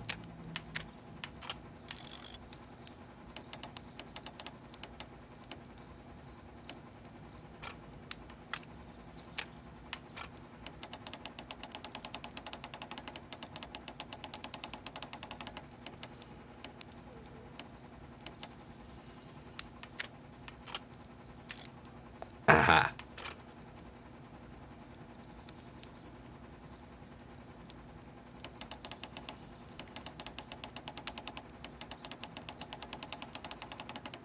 Come on. That's not it. Alright. Let's do this. This is actually the hardest one I've had to do so far.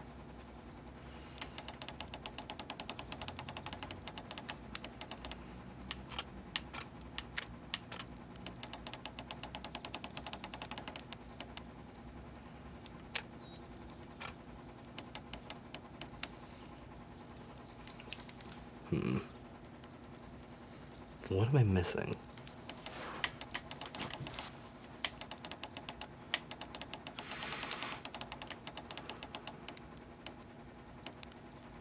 Ah! Gotcha. Open. Sesame. Miss White's locker. Uh-huh. These jewels must be worth a small fortune. Apparently, Miss White is a capable student. Interesting. A draft of the letter that Miss White sent to her parents. To my father, I'm writing this letter with reluctance to ask for your help. My studies and my housing costs have proven to be more expensive than I anticipated. I fear, therefore, that I may not be able to manage in the long term. I know that we have had our disagreements in the past, but would you be so heartless as to allow your daughter to fail her studies due to lack of money? Jesus. A vanity purse. It is of high quality.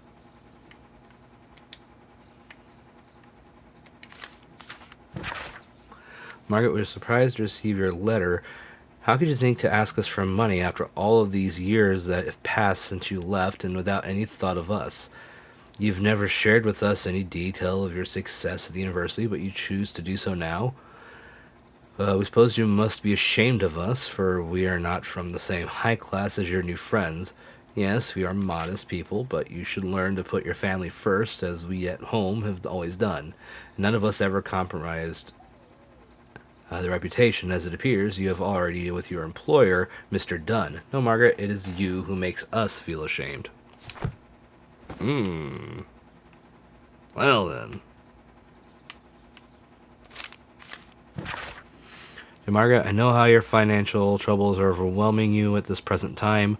Please let me reassure you that I could not permit you to remain in such a dilemma. I was born of a wealthy family. I would consider it an honor if you might accept my help. Your devoted servant, Albert. Ugh, boy.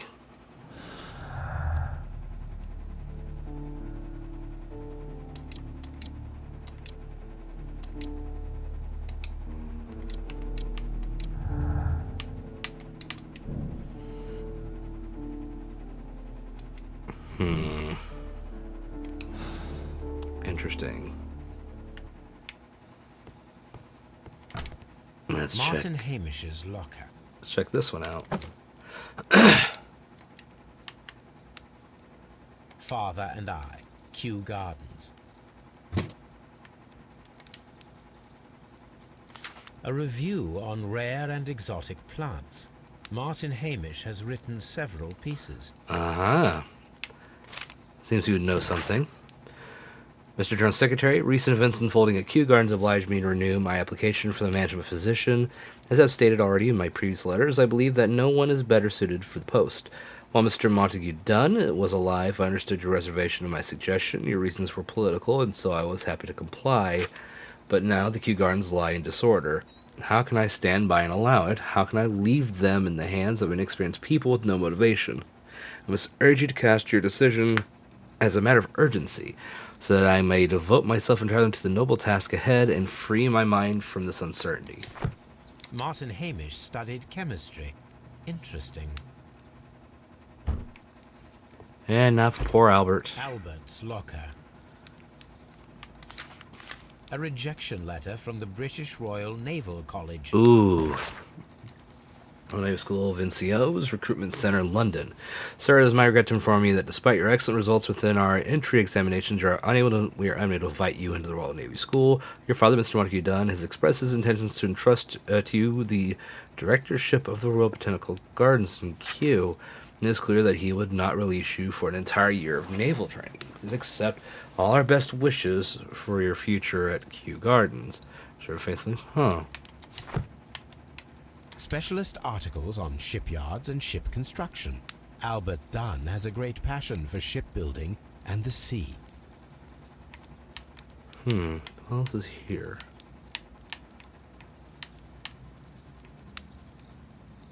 Oh, is there something there? Oh.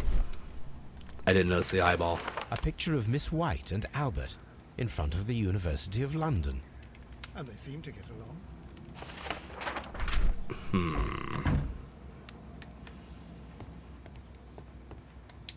Interesting. Let's go have a talk.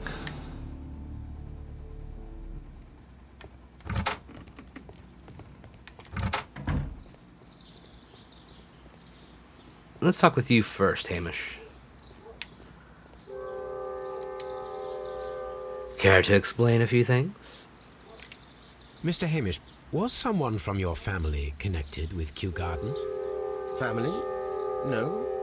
I'm the only one with a passion for botany.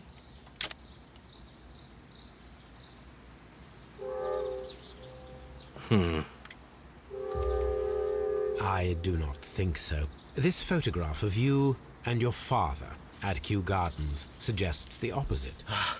But you have no right to. Do tell us more about your father. He was, indeed, the greatest botanist of his time in the British Empire. Ah. He worked together with Montague Dunn until the end of his life. He brought me in at the age of 12. Did he get on well with Mr. Dunn? No, I couldn't say that. They expanded Kew Gardens together, that was all.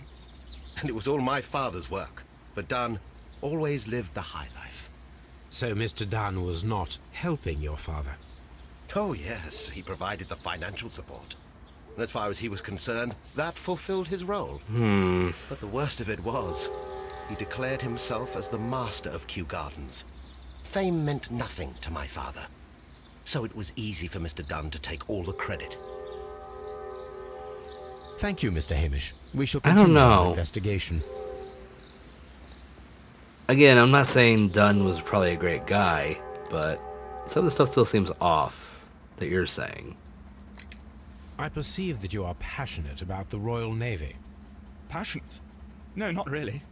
I like ships, that is all. Are you quite sure? You do not seem to be so interested in plants. It's difficult, that's all. My future is here. It has never been about anything else. Shall we have a talk? And yet I know that the Royal Naval College rejected your application. Ah, you truly are as clever as they say. Yes, that's correct. And in fact, my father was strongly against the idea. He did his best to ruin my plans, although I almost did succeed. But my dreams were shattered, Mr. Holmes. Thank you, young man. We shall see you again soon. I don't know.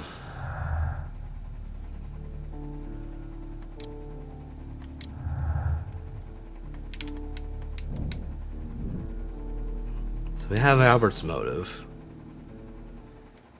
We're still missing information, though. I should probably go out the other way, otherwise we'll be just taking a long-ass walk. Watson, move, you dead weight.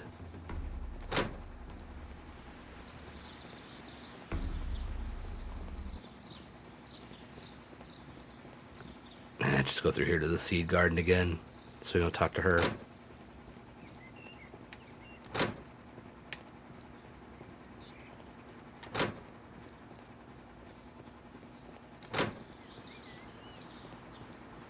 There we go.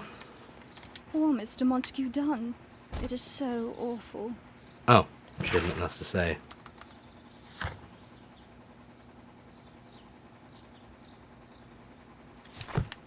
What am I missing?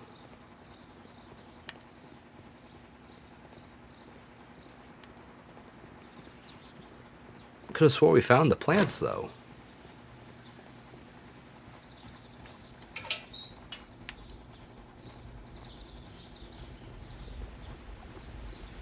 A ventilator. Huh. What could I be missing?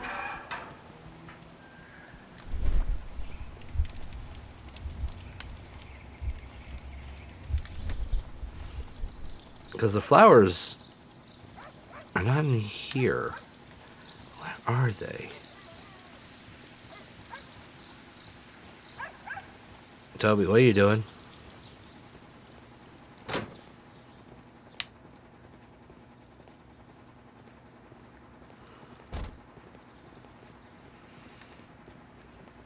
Where could they be?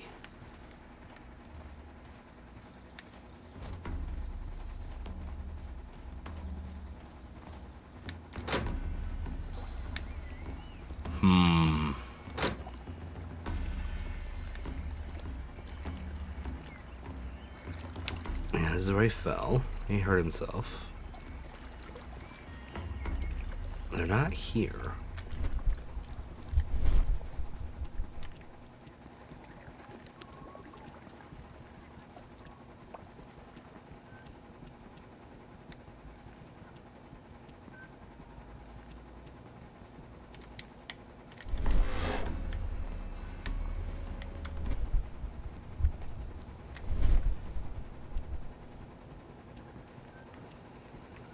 Okay, what's with the ventilation thing, though?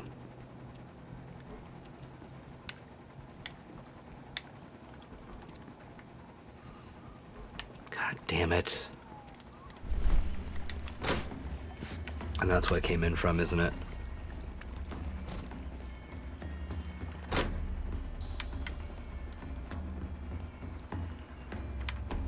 according to this...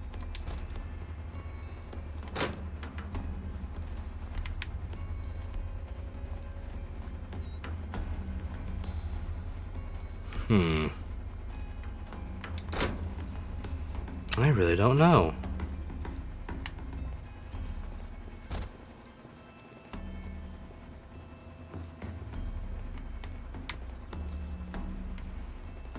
Farmhouse.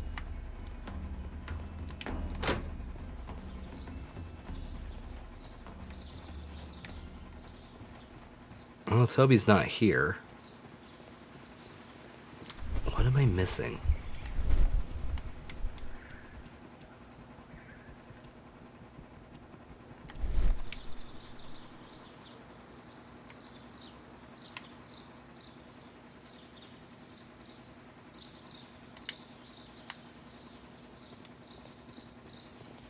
So the reserve is over here. That's what this is.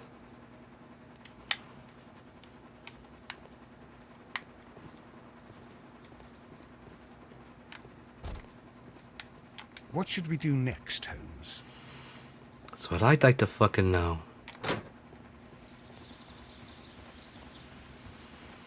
If anyone's got any suggestions, feel free to say so in chat, because I'm missing something. I don't know what.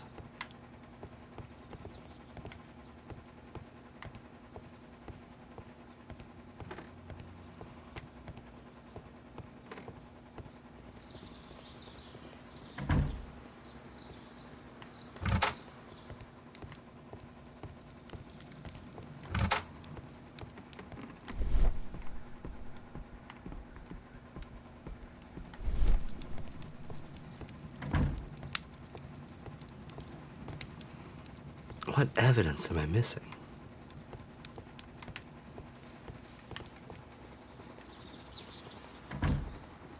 The thing is, we haven't found the plants at all.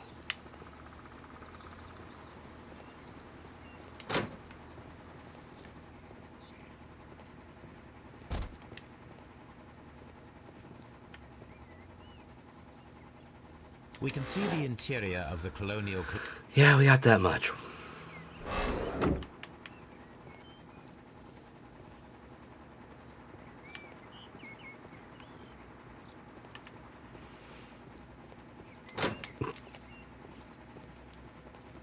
So the bus was moved, it's in here. Still was taken outside and burned.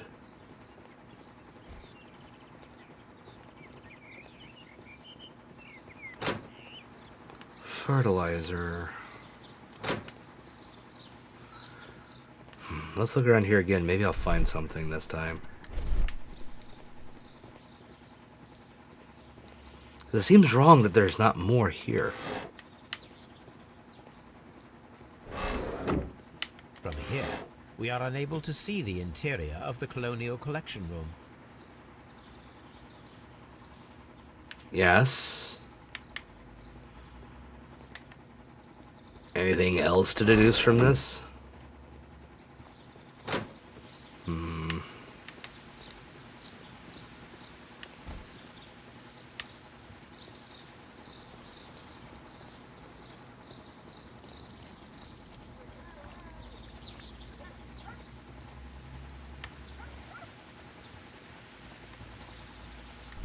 So nothing here even. Because I've already checked this. The plants were set alight fairly recently. Some have not completely burned.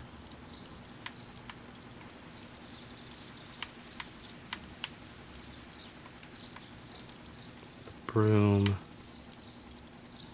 Picture, everything. Something's just not right.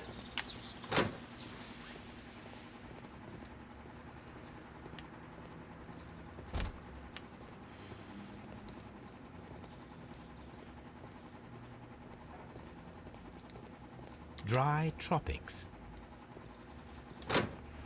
Maybe it has something to do with these?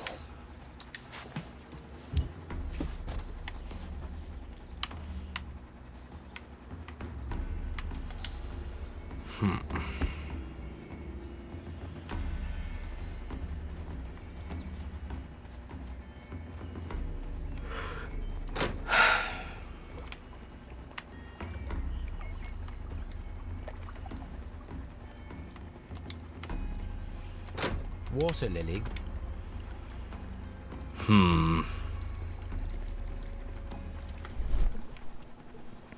There's nothing else in here.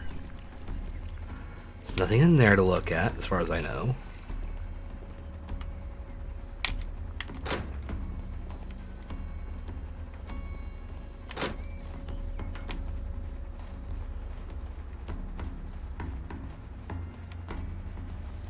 I really don't know.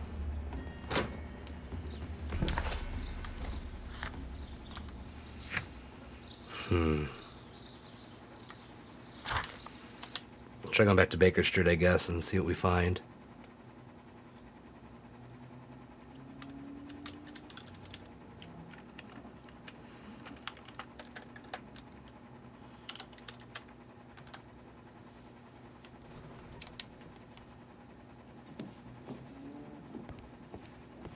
Oh.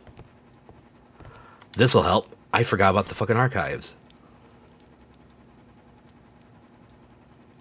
Let's go to this section. Research. Not chemistry. Poisons and toxins.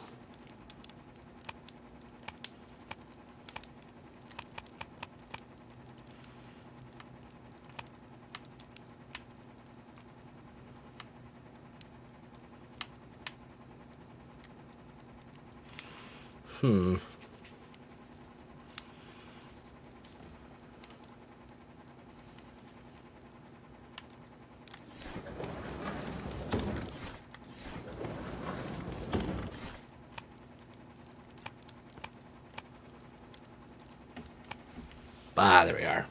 Botany. Here it is.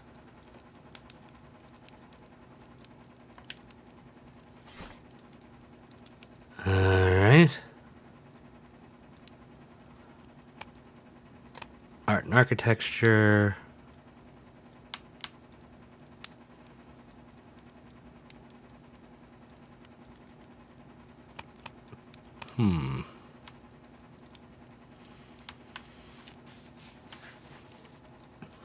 Divine.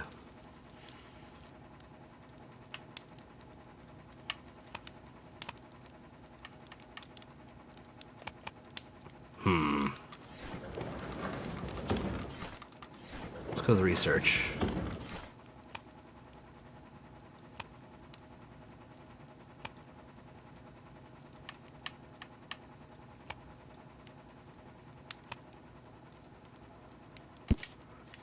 Here it is. Aha. The Divine Syndicate is not a supplier to Kew Gardens. Besides, there is no address here.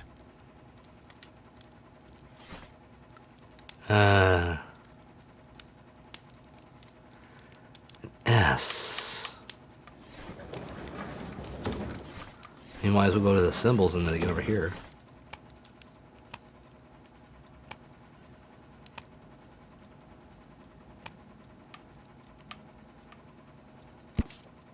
Here it is. Haha.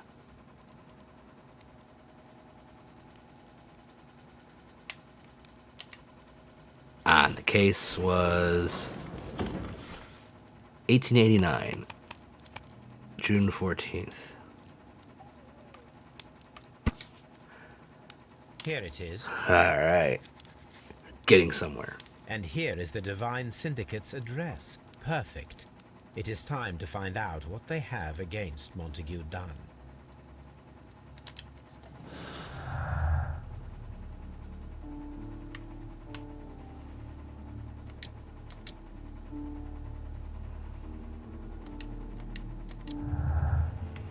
So we have Hamish and his issues.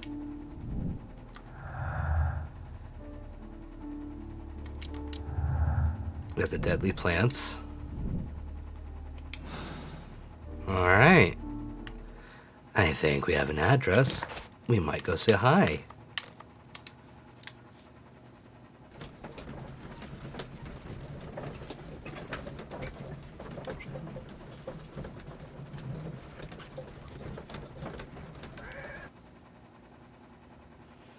Yeah, I can't believe I completely forgot to check the fucking archives. Its atmosphere is remarkably soothing. Let us find someone who could help us.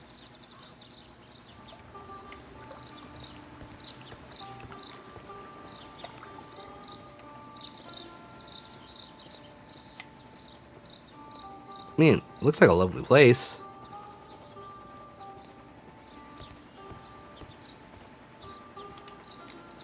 Talk to the guru here. Good day to you, sir. My name is Sherlock. I am exalting the sun. A while can you wait? From the trace of elements and moreover from the quality of the ambient geotropism it depends. Therefore, please, mind my gravitropism. Its balance. Do not disturb. Disturbed is most definitely the word. Ah, woo. It never ceases to amaze. Completed is the symbiosis. Welcome you are. To introduce myself, I am the Green Grand Mystic. The Green Grand Mystic himself. This is me. Who am I speaking to? We are two gentlemen who are extremely interested in the vegetation philosophy that is advocated by this establishment. Listening to you, I am. This is so... wow, this is going to be special.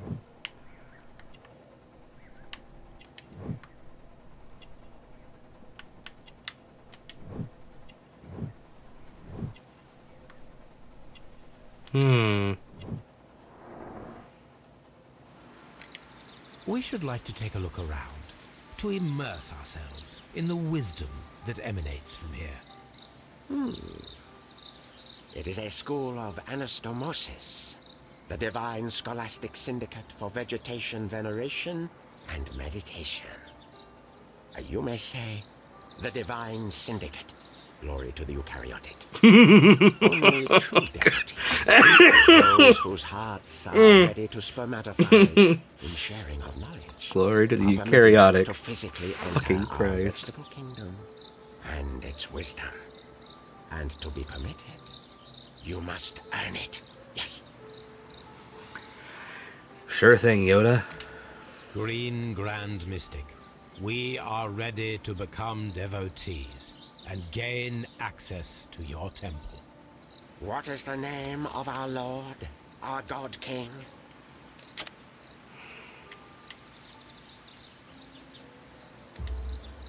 Our God King's name is Triwan, Green Grand Mystic.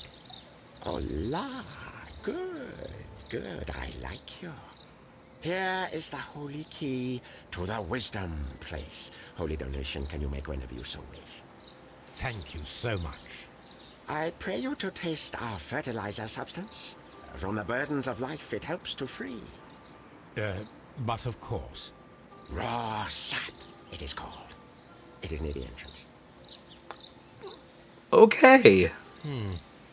We visited Kew Gardens, and we found your symbols on their flower pots. Coincidence, I am thinking. They would scavenge our refuse. It would not surprise me. It was merely an observation. Well, we will leave you to your meditation. God damn it.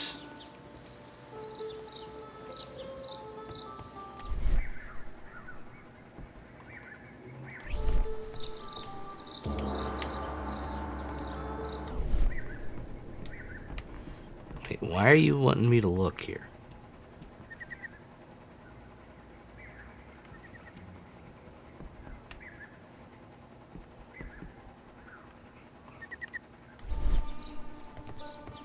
You might be asking me a little too soon to look.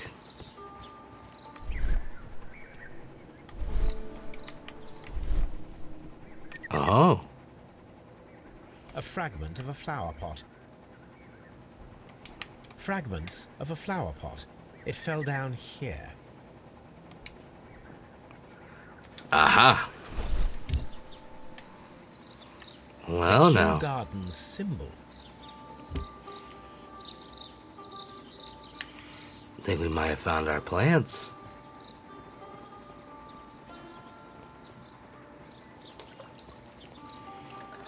If it weren't for all the people here who are a bit too in love with plants, this place would be pretty nice.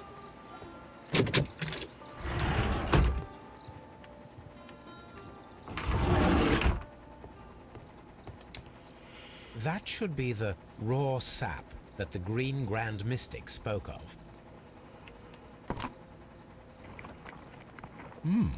This is rather delicious, and of an excellent quality. My word, Holmes. Their sap is like a form of cocaine. And Holmes would know cocaine. This must be Triwan, the Divine Syndicate's god. Well, certainly an interesting design. Osmosis and photosynthesis. They're like breatharians. A special kind of weird. This door is locked, but I can try to open it. I mean, yeah, you can try, sure.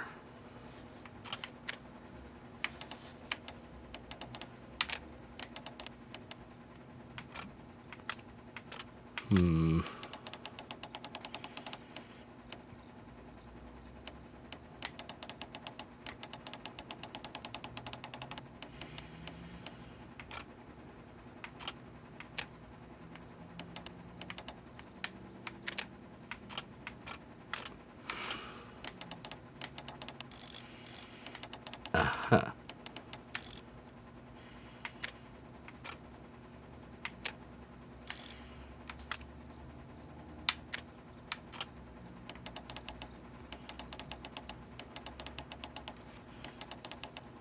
Let's see. Nope.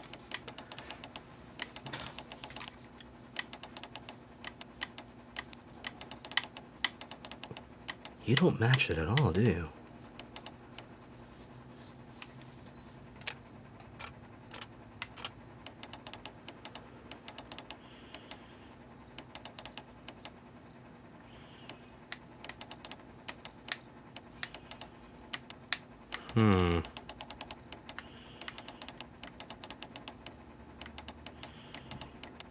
Something doesn't seem right on some of this.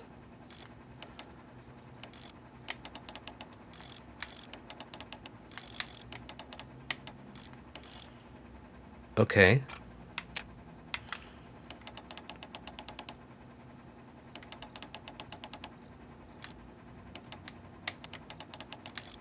Aha.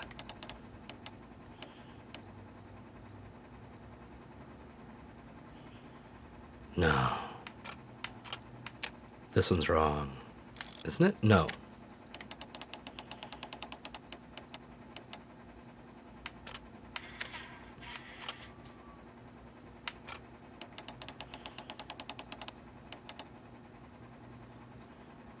Is that right?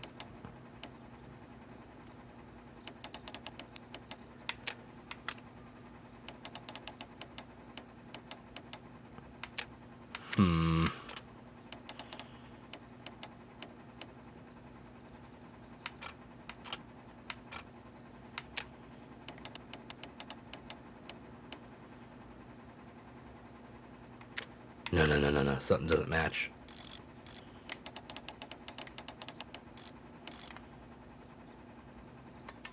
Haha.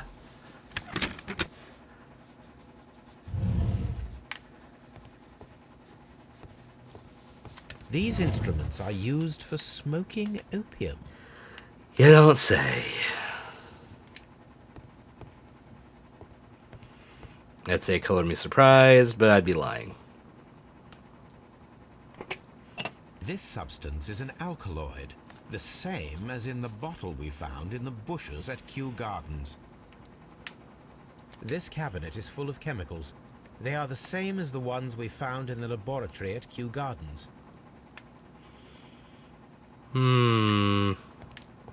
That would be enough to perform the most difficult of chemical experiments. Look at them go here. A vast amount of opium. Holmes is very interested in that.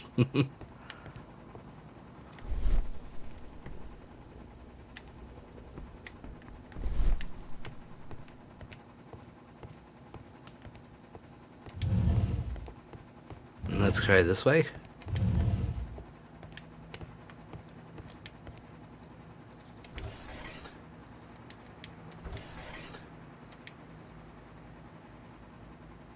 caterpillars. Oh. They are raised as food for certain plants. Let's take them. Just take all of them, sure.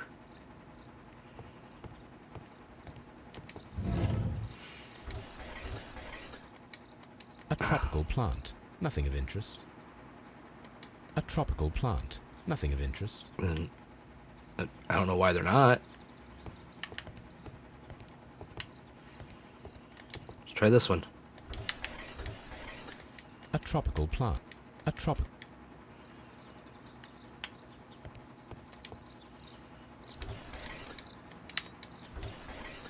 A tropical plant. A tropical plant. Why you keep saying not of interest? These 3 plants are identical to the ones shown at the exhibition. I shall take them. Where are you putting these? Like, Holmes, how fucking wide is your asshole? There's nowhere else you're putting these. Those pants do not leave enough room for anything else.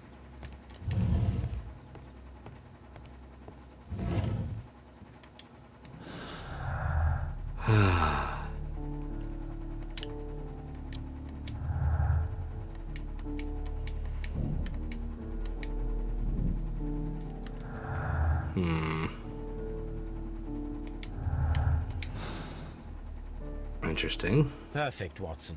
We can begin our experiment. Aha. To Baker Street.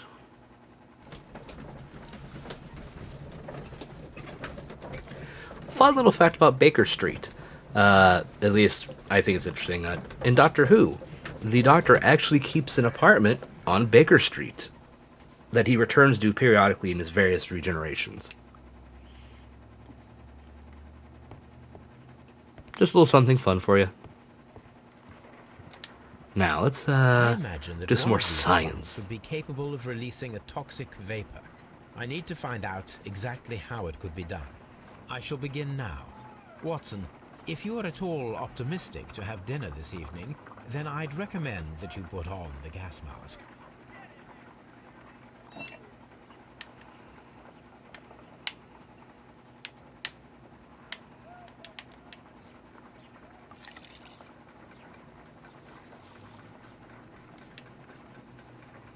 This plant becomes inactive after being drenched with alkaloid.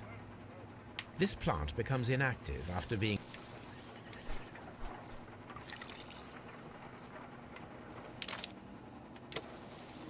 That one opens up. It appears to open after being soaked with alkaloid.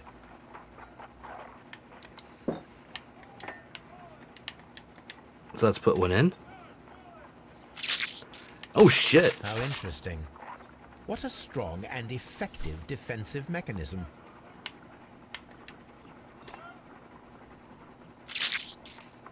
I find the behavior of predators utterly fascinating.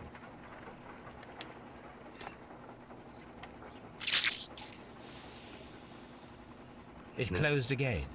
I believe I saw a small cloud of gas. I wonder what secrets this plant is hiding. Perhaps if we agitate it to a greater extent whilst it is opened, it will reveal a little more. I am interested in what might occur if the prickly plant should shoot at it.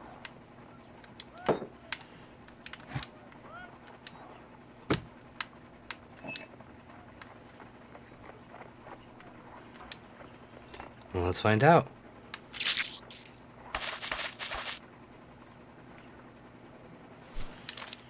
I forgot. I have to open it up.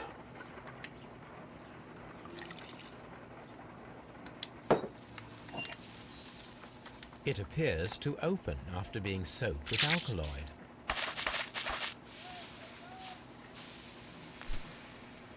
Damn, look at that. Toxic gas with spores. Extraordinary.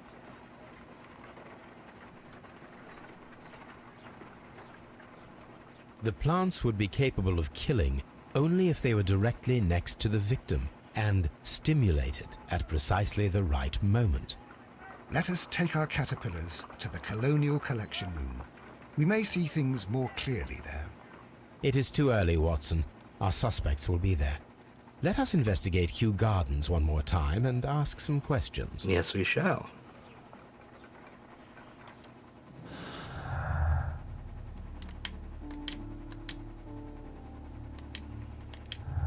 do anything with that yet. So back to the gardens. Now we've gotten this case almost wide open. Just a couple more things and we'll be there.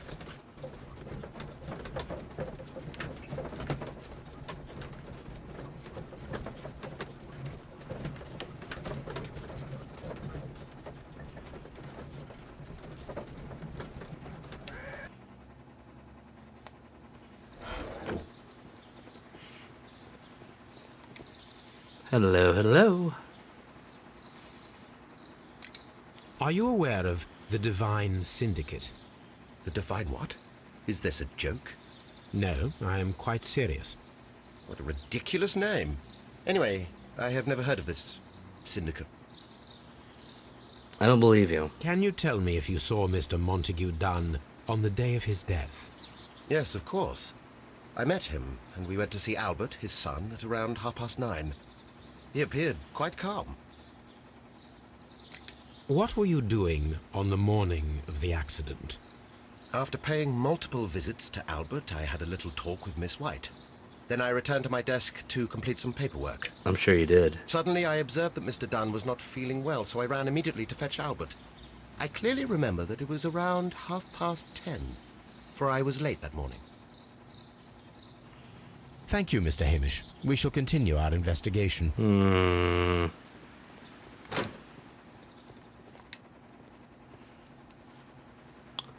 I don't know if I believe you. Your father's death does seem highly suspicious. What were your movements here on that day? Suspicious. Well, I was working in the seed house, taking care of Lysa something, or Lear Pontus, or... No, wait. Ah, these Latin names. I spent so many hours trying to memorize them. Did you see your father that day? Yes. He came here with Mr. Hamish for his weekly visit. There was nothing unusual about that. And then? Nothing. They stepped out to the backyard. It was perhaps 20 minutes before 10 o'clock. Then about 10 minutes later, I saw my father heading for the dry tropics room while Mr. Hamish returned here. And Mr. Hamish and Miss White, what were they both doing that morning? Mr. Hamish visited me a couple of times. I also saw him returning from talking with Miss White, and that was at 10 minutes past 10. But then he ran back here to me to tell me that my father was feeling unwell. We hurried across to the water lily room, and I found my father lying dead on the floor. Oh my God. Tell me, have you ever heard of the Divine Syndicate? No, I cannot say that I have. Thank you, young man. We shall see you again soon. How would they not know? Because that's where they got those plants for that exhibit from.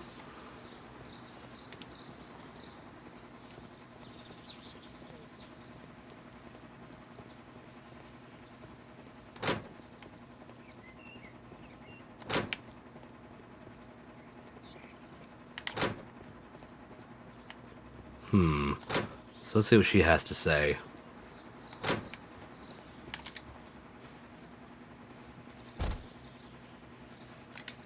Can you tell me what Mr. Dunn was doing upon the day of his death?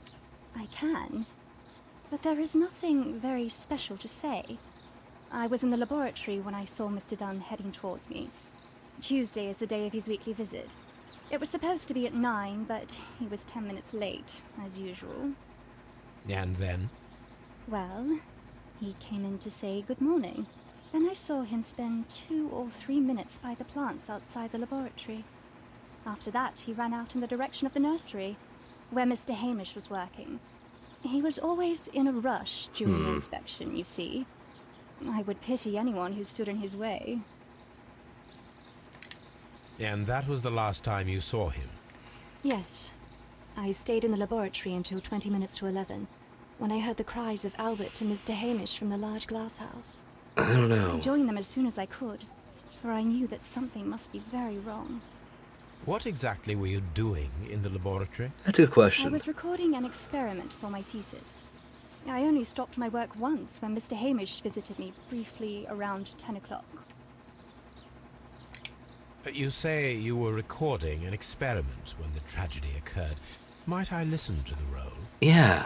Certainly. Please do. You will find it in the laboratory. It is number 320. And then the Deed in The a Divine Syndicate. Syndicate. Does that name mean anything to you, by any chance? Not at all. But it is a very pretty name. Is it? Thank you, miss. Everyone has gone, Holmes. The way is clear.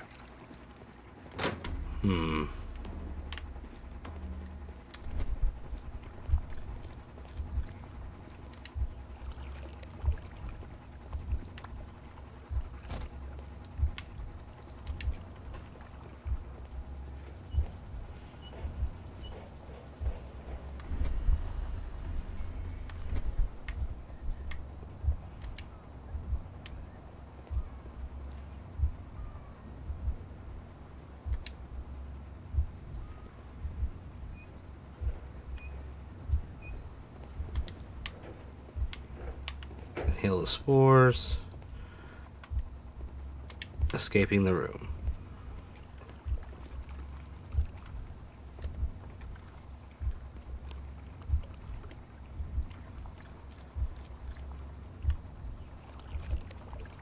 Yeah.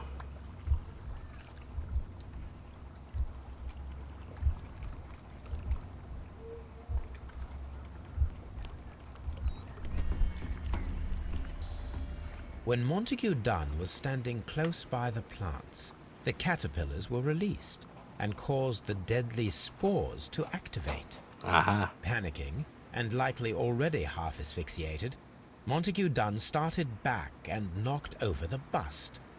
He rushed to the door, but it was locked. He had to force it open with his shoulder. We already know the outcome. Montague Dunn collapsed and died not far from the pool. Well, it is time to perform our experiment on the ventilation system. Indeed.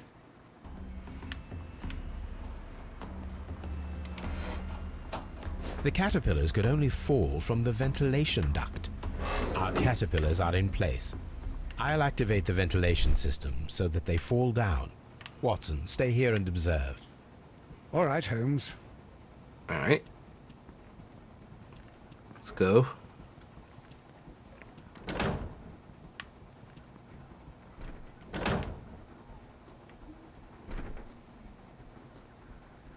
Right, now we're outside.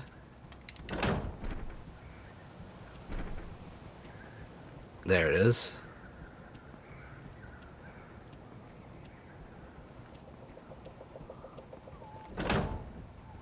Goes all the way through here.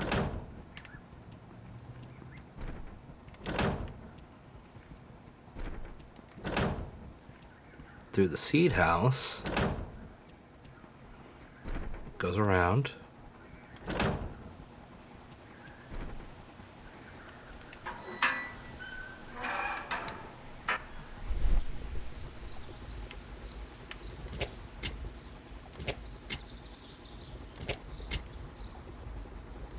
The power is on.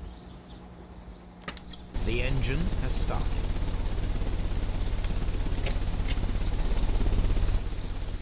The ventilation system is working.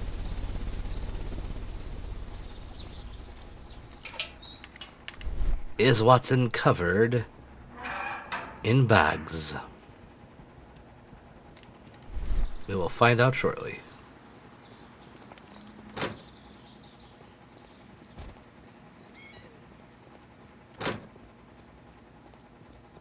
Just standing there waiting. Been funny if you walk by and you just see him kind of like throwing his hands around. Little amusement. Farmhouse. I wasn't trying to read.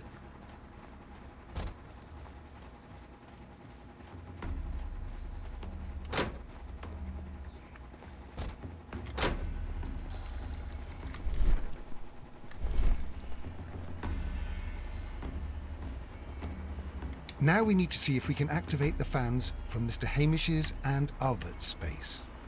Right. Came in here for nothing. Got it.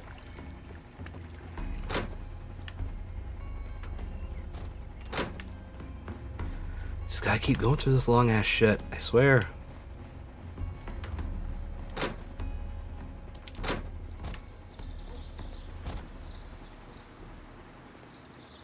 Alright. Hamish's office is this, so...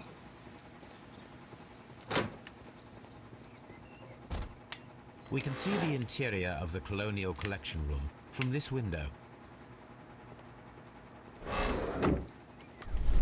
Aha! Control lever. This ventilation fan is working. Let us see if I can activate the other one. Aha! And then Albert's. Through here.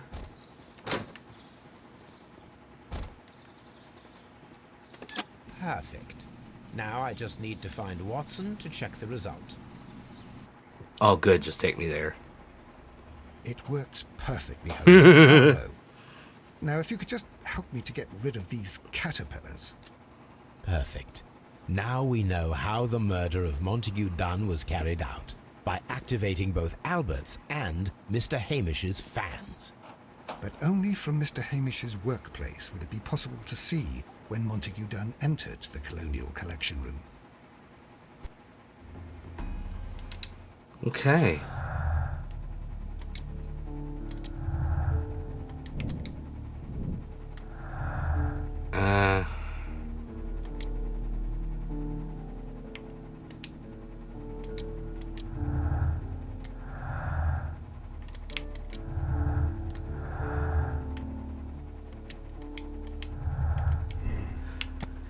Let's see. Yeah, I don't think it's gonna be Albert.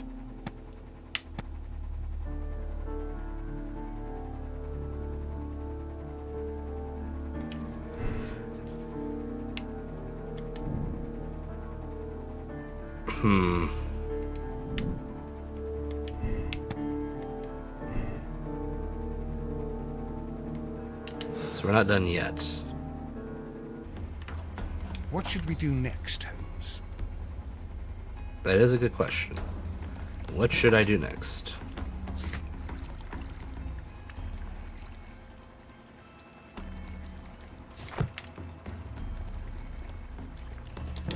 Guess we're going back to the Divine Syndicate.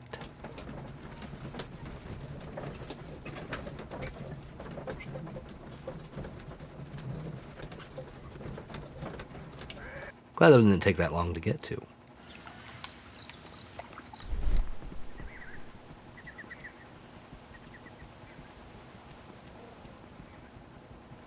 Saying we already know that the plants were brought back here.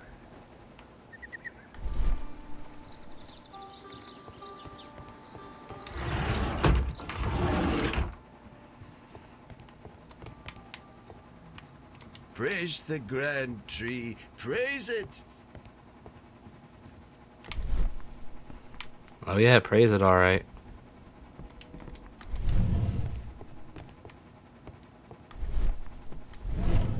What am I missing?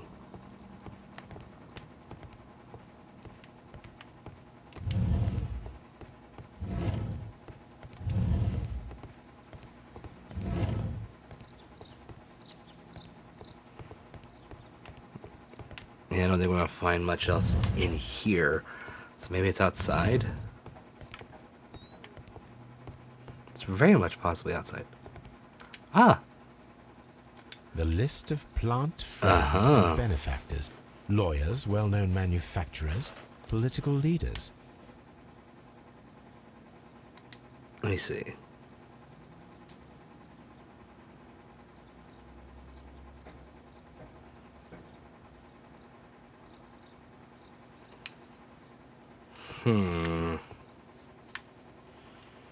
What am I forgetting then?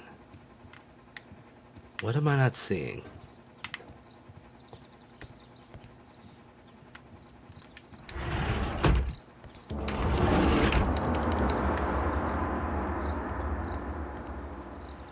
Couldn't resist. Talk to our guru friend. Do you have friends at Kew Gardens? None. Not worthy there.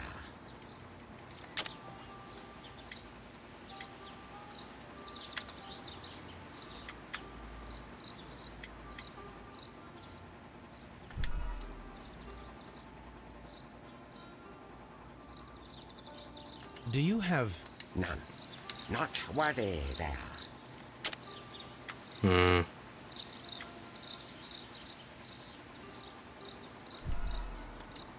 Oh, come on, what? Do you have... None. Not worthy there. Let's try again.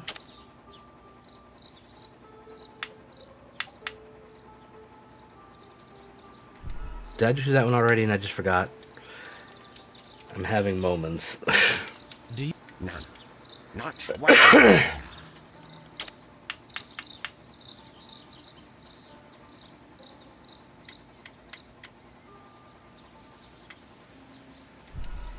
Okay, so it's not those. Do you have... None. Not worthy there. God damn it. Is it the keys? Because it's not the symbol. Do you have... None. Not worthy there. Okay, there it is. the symbol. Nevertheless, we have seen Kew Gardens flower pots in your yard. How could they happen to be there? What? Our sacred place you permitted yourself to search. Sacrilege. No, really now. There was a theft of plants at Kew Gardens a matter of days ago, and we believe the pots we found here may be connected with it. Please tell us, were you involved? No. Those plants were ours. They had stolen them from us. How so? Their director, Dump, I believe. Done. Yes, that's what I said. He borrowed from us 3 of our sisters for the exhibition at his green-fly-infested gardens. But he never gave them back to us. Excuses and imbecility. So we went in and saved them. I see. So, if you stole those rare plants from them, then it means... Ah, I get it. Bravo, Holmes. I think the case is solved. No, we did not steal. We saved. Well, as a matter of fact, we were unable to find our 3 plants. I beg your pardon. And yet you took all of the exotic plants from the stand. They had disappeared. It was the least we could do. They stole our sisters, and so we stole theirs. Jesus Christ. Well, we will leave you to your meditation.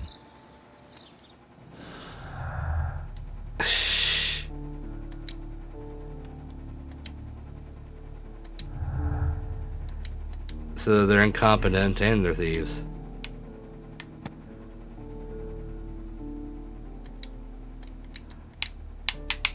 Controller, hello. Alright, let me try something. There we go.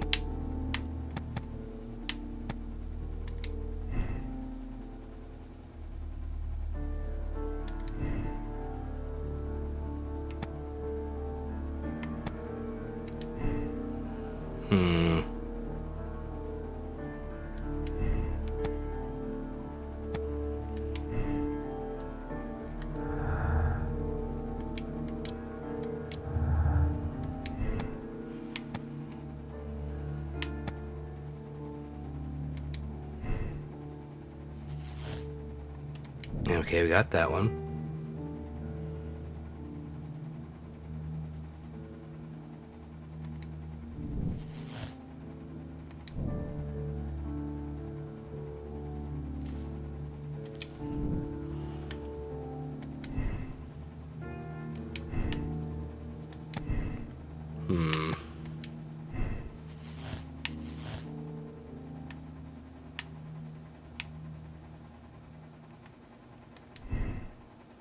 Yeah, I don't think they're involved. It really just does lead back to one conclusion, doesn't it?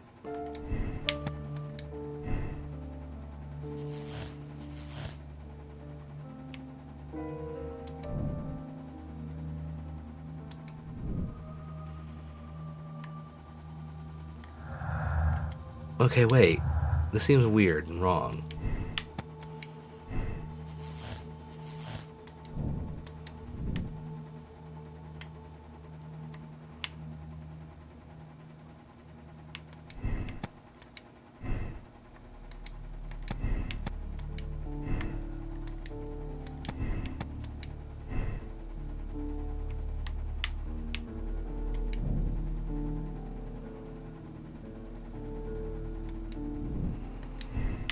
Does this really just have one way to go?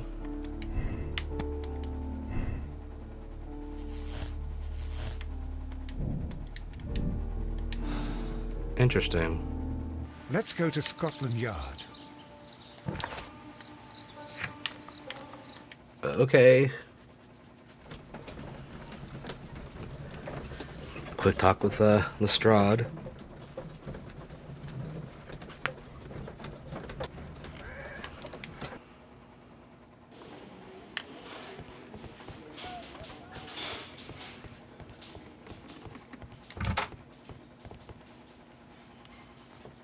Inspector, I believe that Martin Hamish is guilty of the murder of Montague Dunn. Aha! I knew it. I'll send the lads around to arrest him. Very good. I shall wait to hear from you.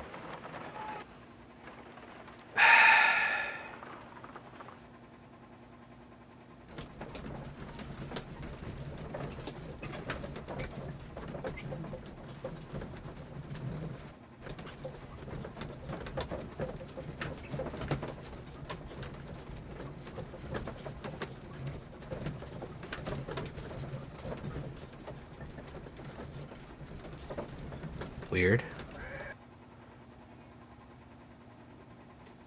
Inspector, I came here as quickly as I could. Martin Hamish is in the large glass house. There's no need to hurry. What? Oh, god damn it. Really?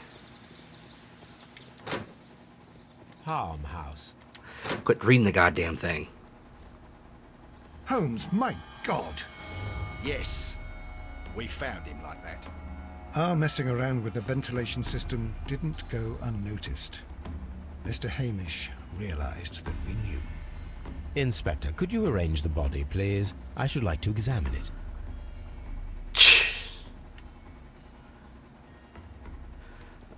Oh. God damn it. Or is it over here and I wasn't paying attention? The mark around the neck is very visible. He died instantly.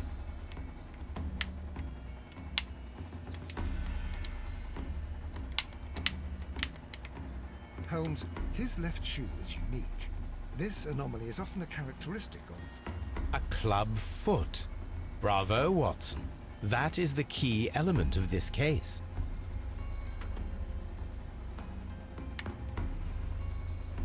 So I was wondering why it was like, oh, go ahead and go arrest him this way. It just seems weird.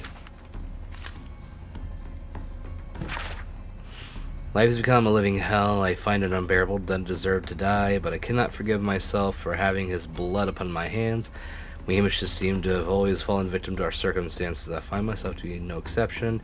Must atone, and I shall do so here and now. Farewell. Convenient.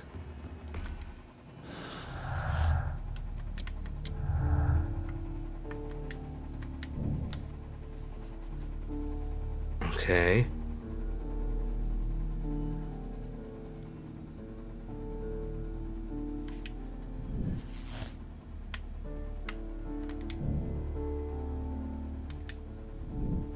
Okay, so we gotta talk to Lestrade now about this. Something about this rings very oddly. Why do you say that, Mr. Holmes? Why? Because of Mr. Hamish's club foot. Oh, I deserve to be kicked from here to Charing Cross. I should have noticed it. But, Mr. Holmes, I can't see why. No, I don't suppose you do. You must recall that Mr. Dunn was locked inside the Colonial Collection Room by the murderer.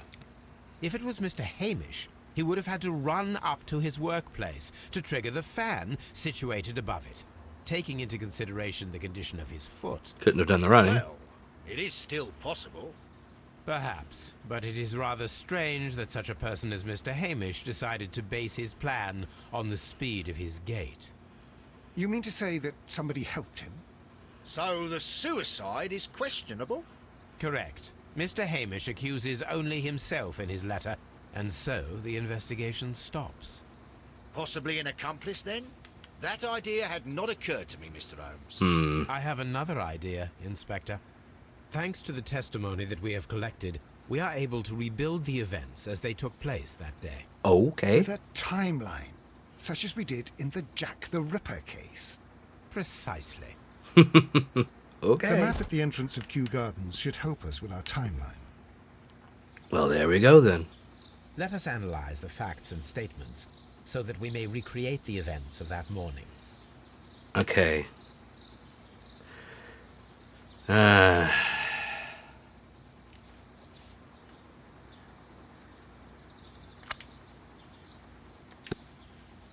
So that's early.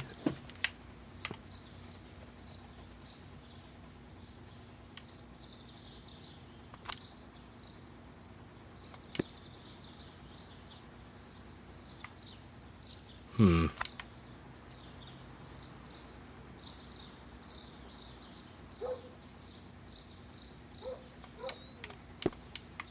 it. I asked Randa Albert as soon as he observed the monkey was unwell.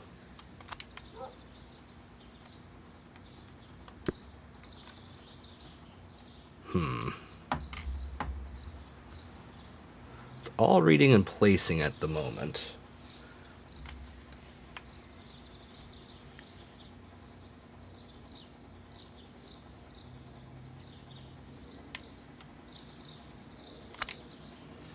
$20 to $10.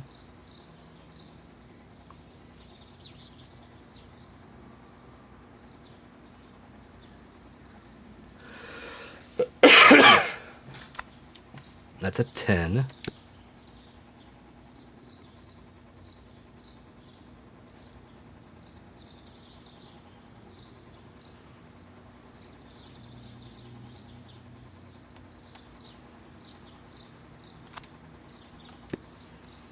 Okay.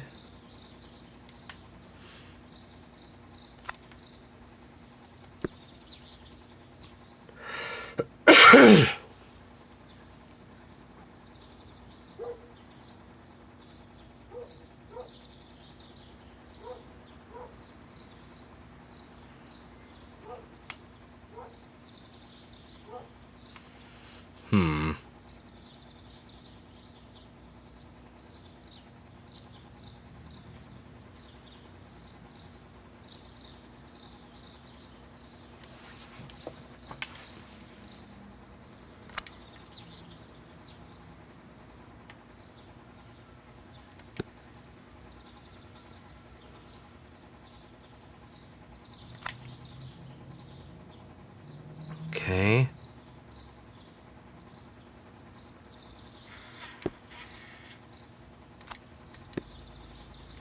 Let's try this.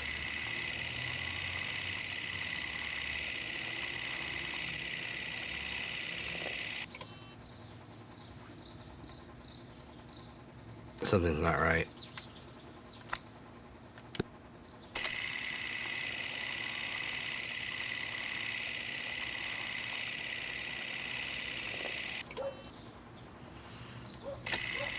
So that's not right.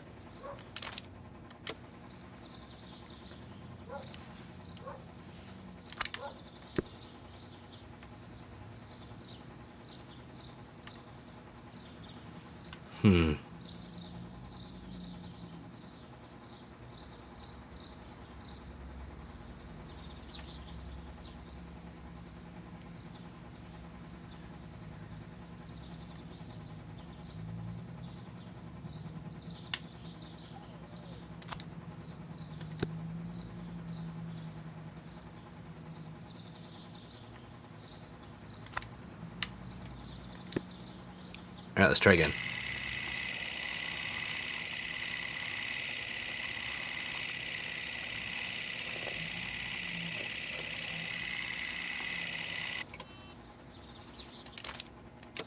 Okay.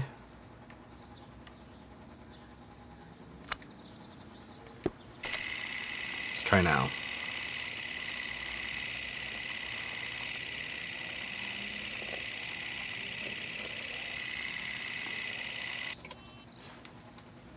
What am I missing?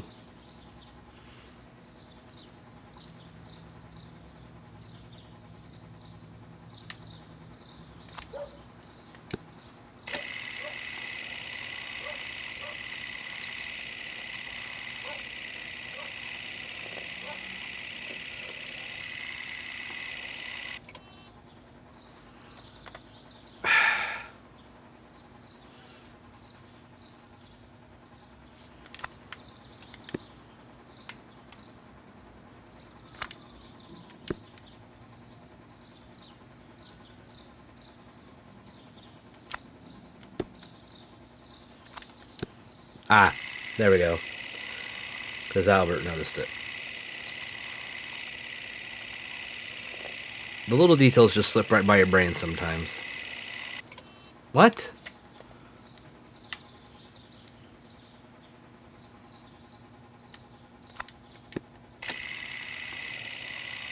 Okay.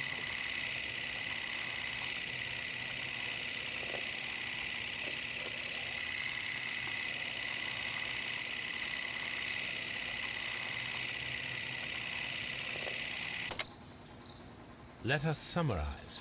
Montague Dunn was poisoned inside the Colonial Collection Room. He forced open the door, which means that someone locked him inside there at 10:20. Okay. Martin Hamish was last seen at 10:10. This means that he has approximately 10 minutes to lock the door of the Colonial Collection Room. Given that he was club-footed, it is doubtful. Albert also has 10 minutes to lock the door of the Colonial Collection Room, which is quite enough time. Miss White was last seen at 10 o'clock, which means that she had approximately 20 minutes to lock the door. More than enough time. Perfect, Watson. Now, let us ascertain who assisted Martin Hamish in killing Montague Dunn.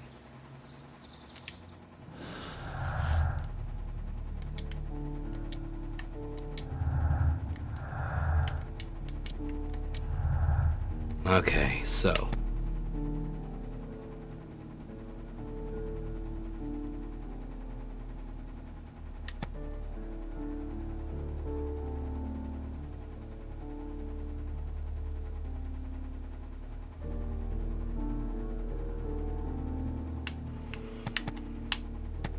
I don't know about Albert.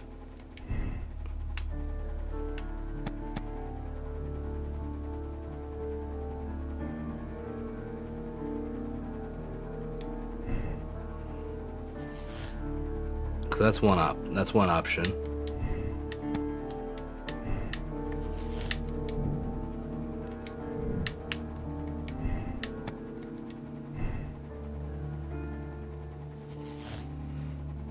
So we have our options. Is it Margaret that's the accomplice or Albert?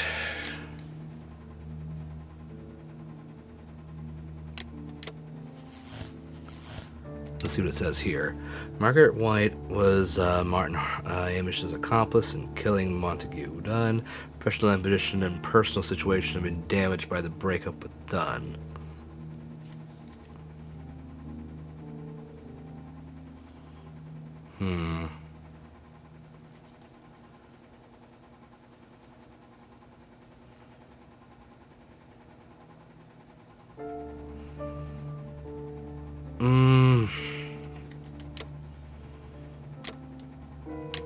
With Albert,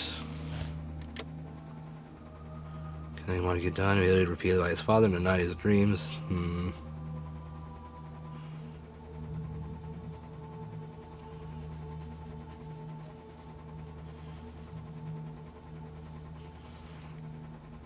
I don't know.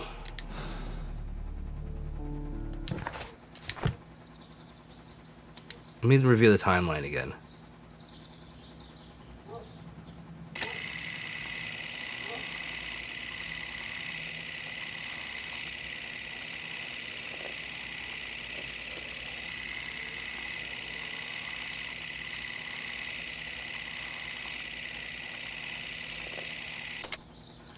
Okay. Let us summarize.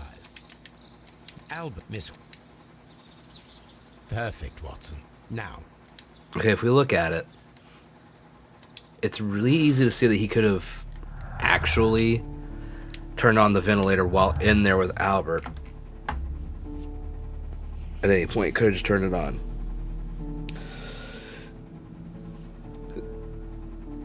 Oh, excuse me.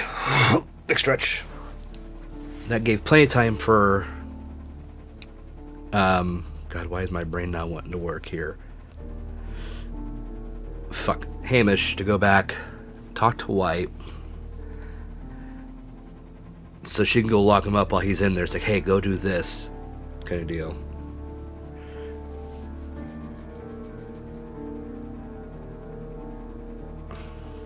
Saying Albert's too much of a pushover, I think, to have been the one guilty.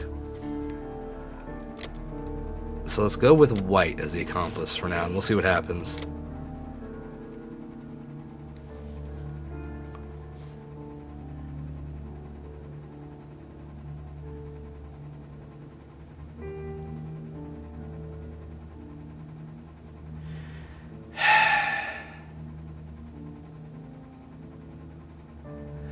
The way the whole thing with her correspondence with her parents is a bit different.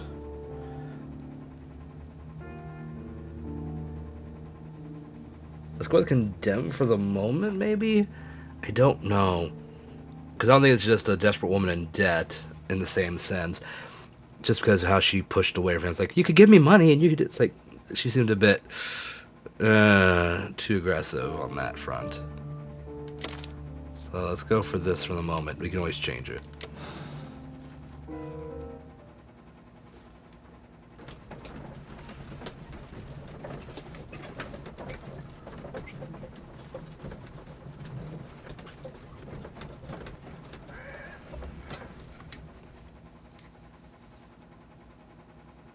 But Holmes, how can you be certain that we'll find Miss White here?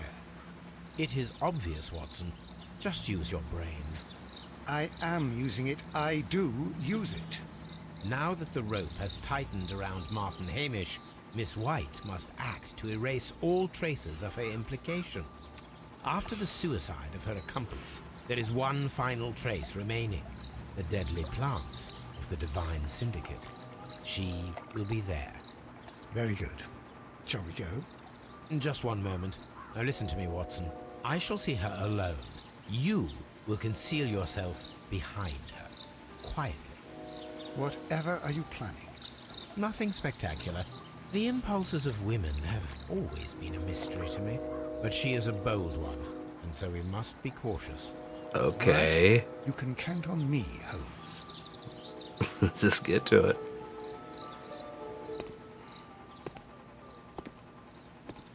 Mr. Holmes, good day to you. You do not seem surprised, Miss White. Well, I was expecting you. Not for too long, I believe. So please tell me, as it is still unclear, who planned the murder? Was it you? You were wrong, Mr. Holmes. It was Martin Hamish, then. You managed to convince him to take on a more prominent role. You could not be further from the truth. You think that you can fool me? You don't care what I think. It is difficult to care about someone who is capable of pushing a man to his suicide. It is over, Miss White. The police will be here any minute. Over, perhaps. One moment you were here, and the next, you were on the other side. The other side? No! Stop!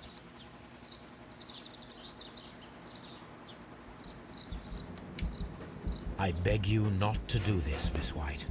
Don't come any closer.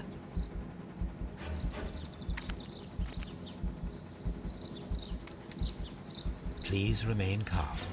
We can help you. Not one step further. Don't try to stop me.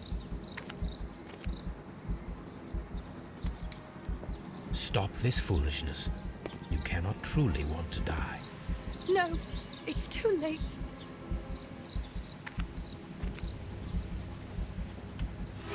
Oh, I didn't... I... Fucking Christ. It didn't even go slow. Like, to give me a second to aim it. Are you able to do anything?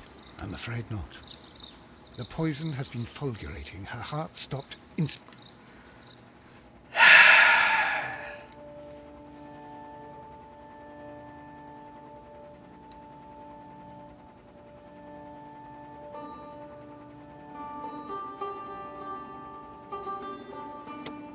Well, I was right. She's the accomplice.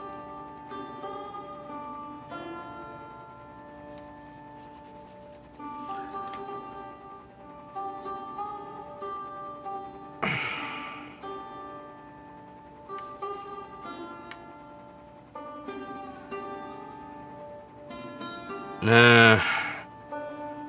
We're gonna go back and try that again. Because I should have had that. I thought I was going to like slow down time so I could aim it a little bit better, but nope. It was a lot more instantaneous. And I don't want her to die like that.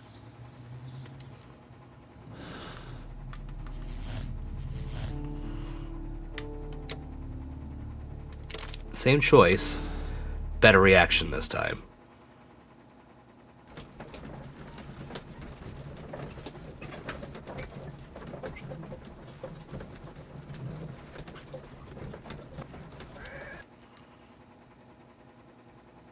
But how...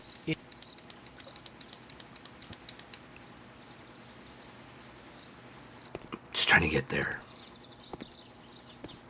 Mr. Holmes, good day. You. It is over, Miss. Oh, The other side. No, stop!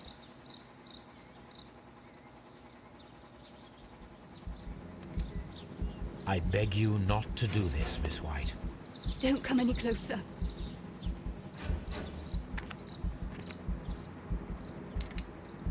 Please remain calm. We can help you. Not one step further. Don't try to stop me. Stop this foolishness.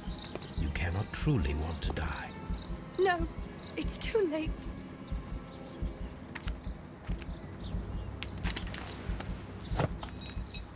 There we go. Well done, Watson. She was not faking. Miss White, you have no right to take your own life. Dr. Watson? Did you just save me? Or worse? Yeah, she was an accomplice, so yeah. We'll accept it and move on.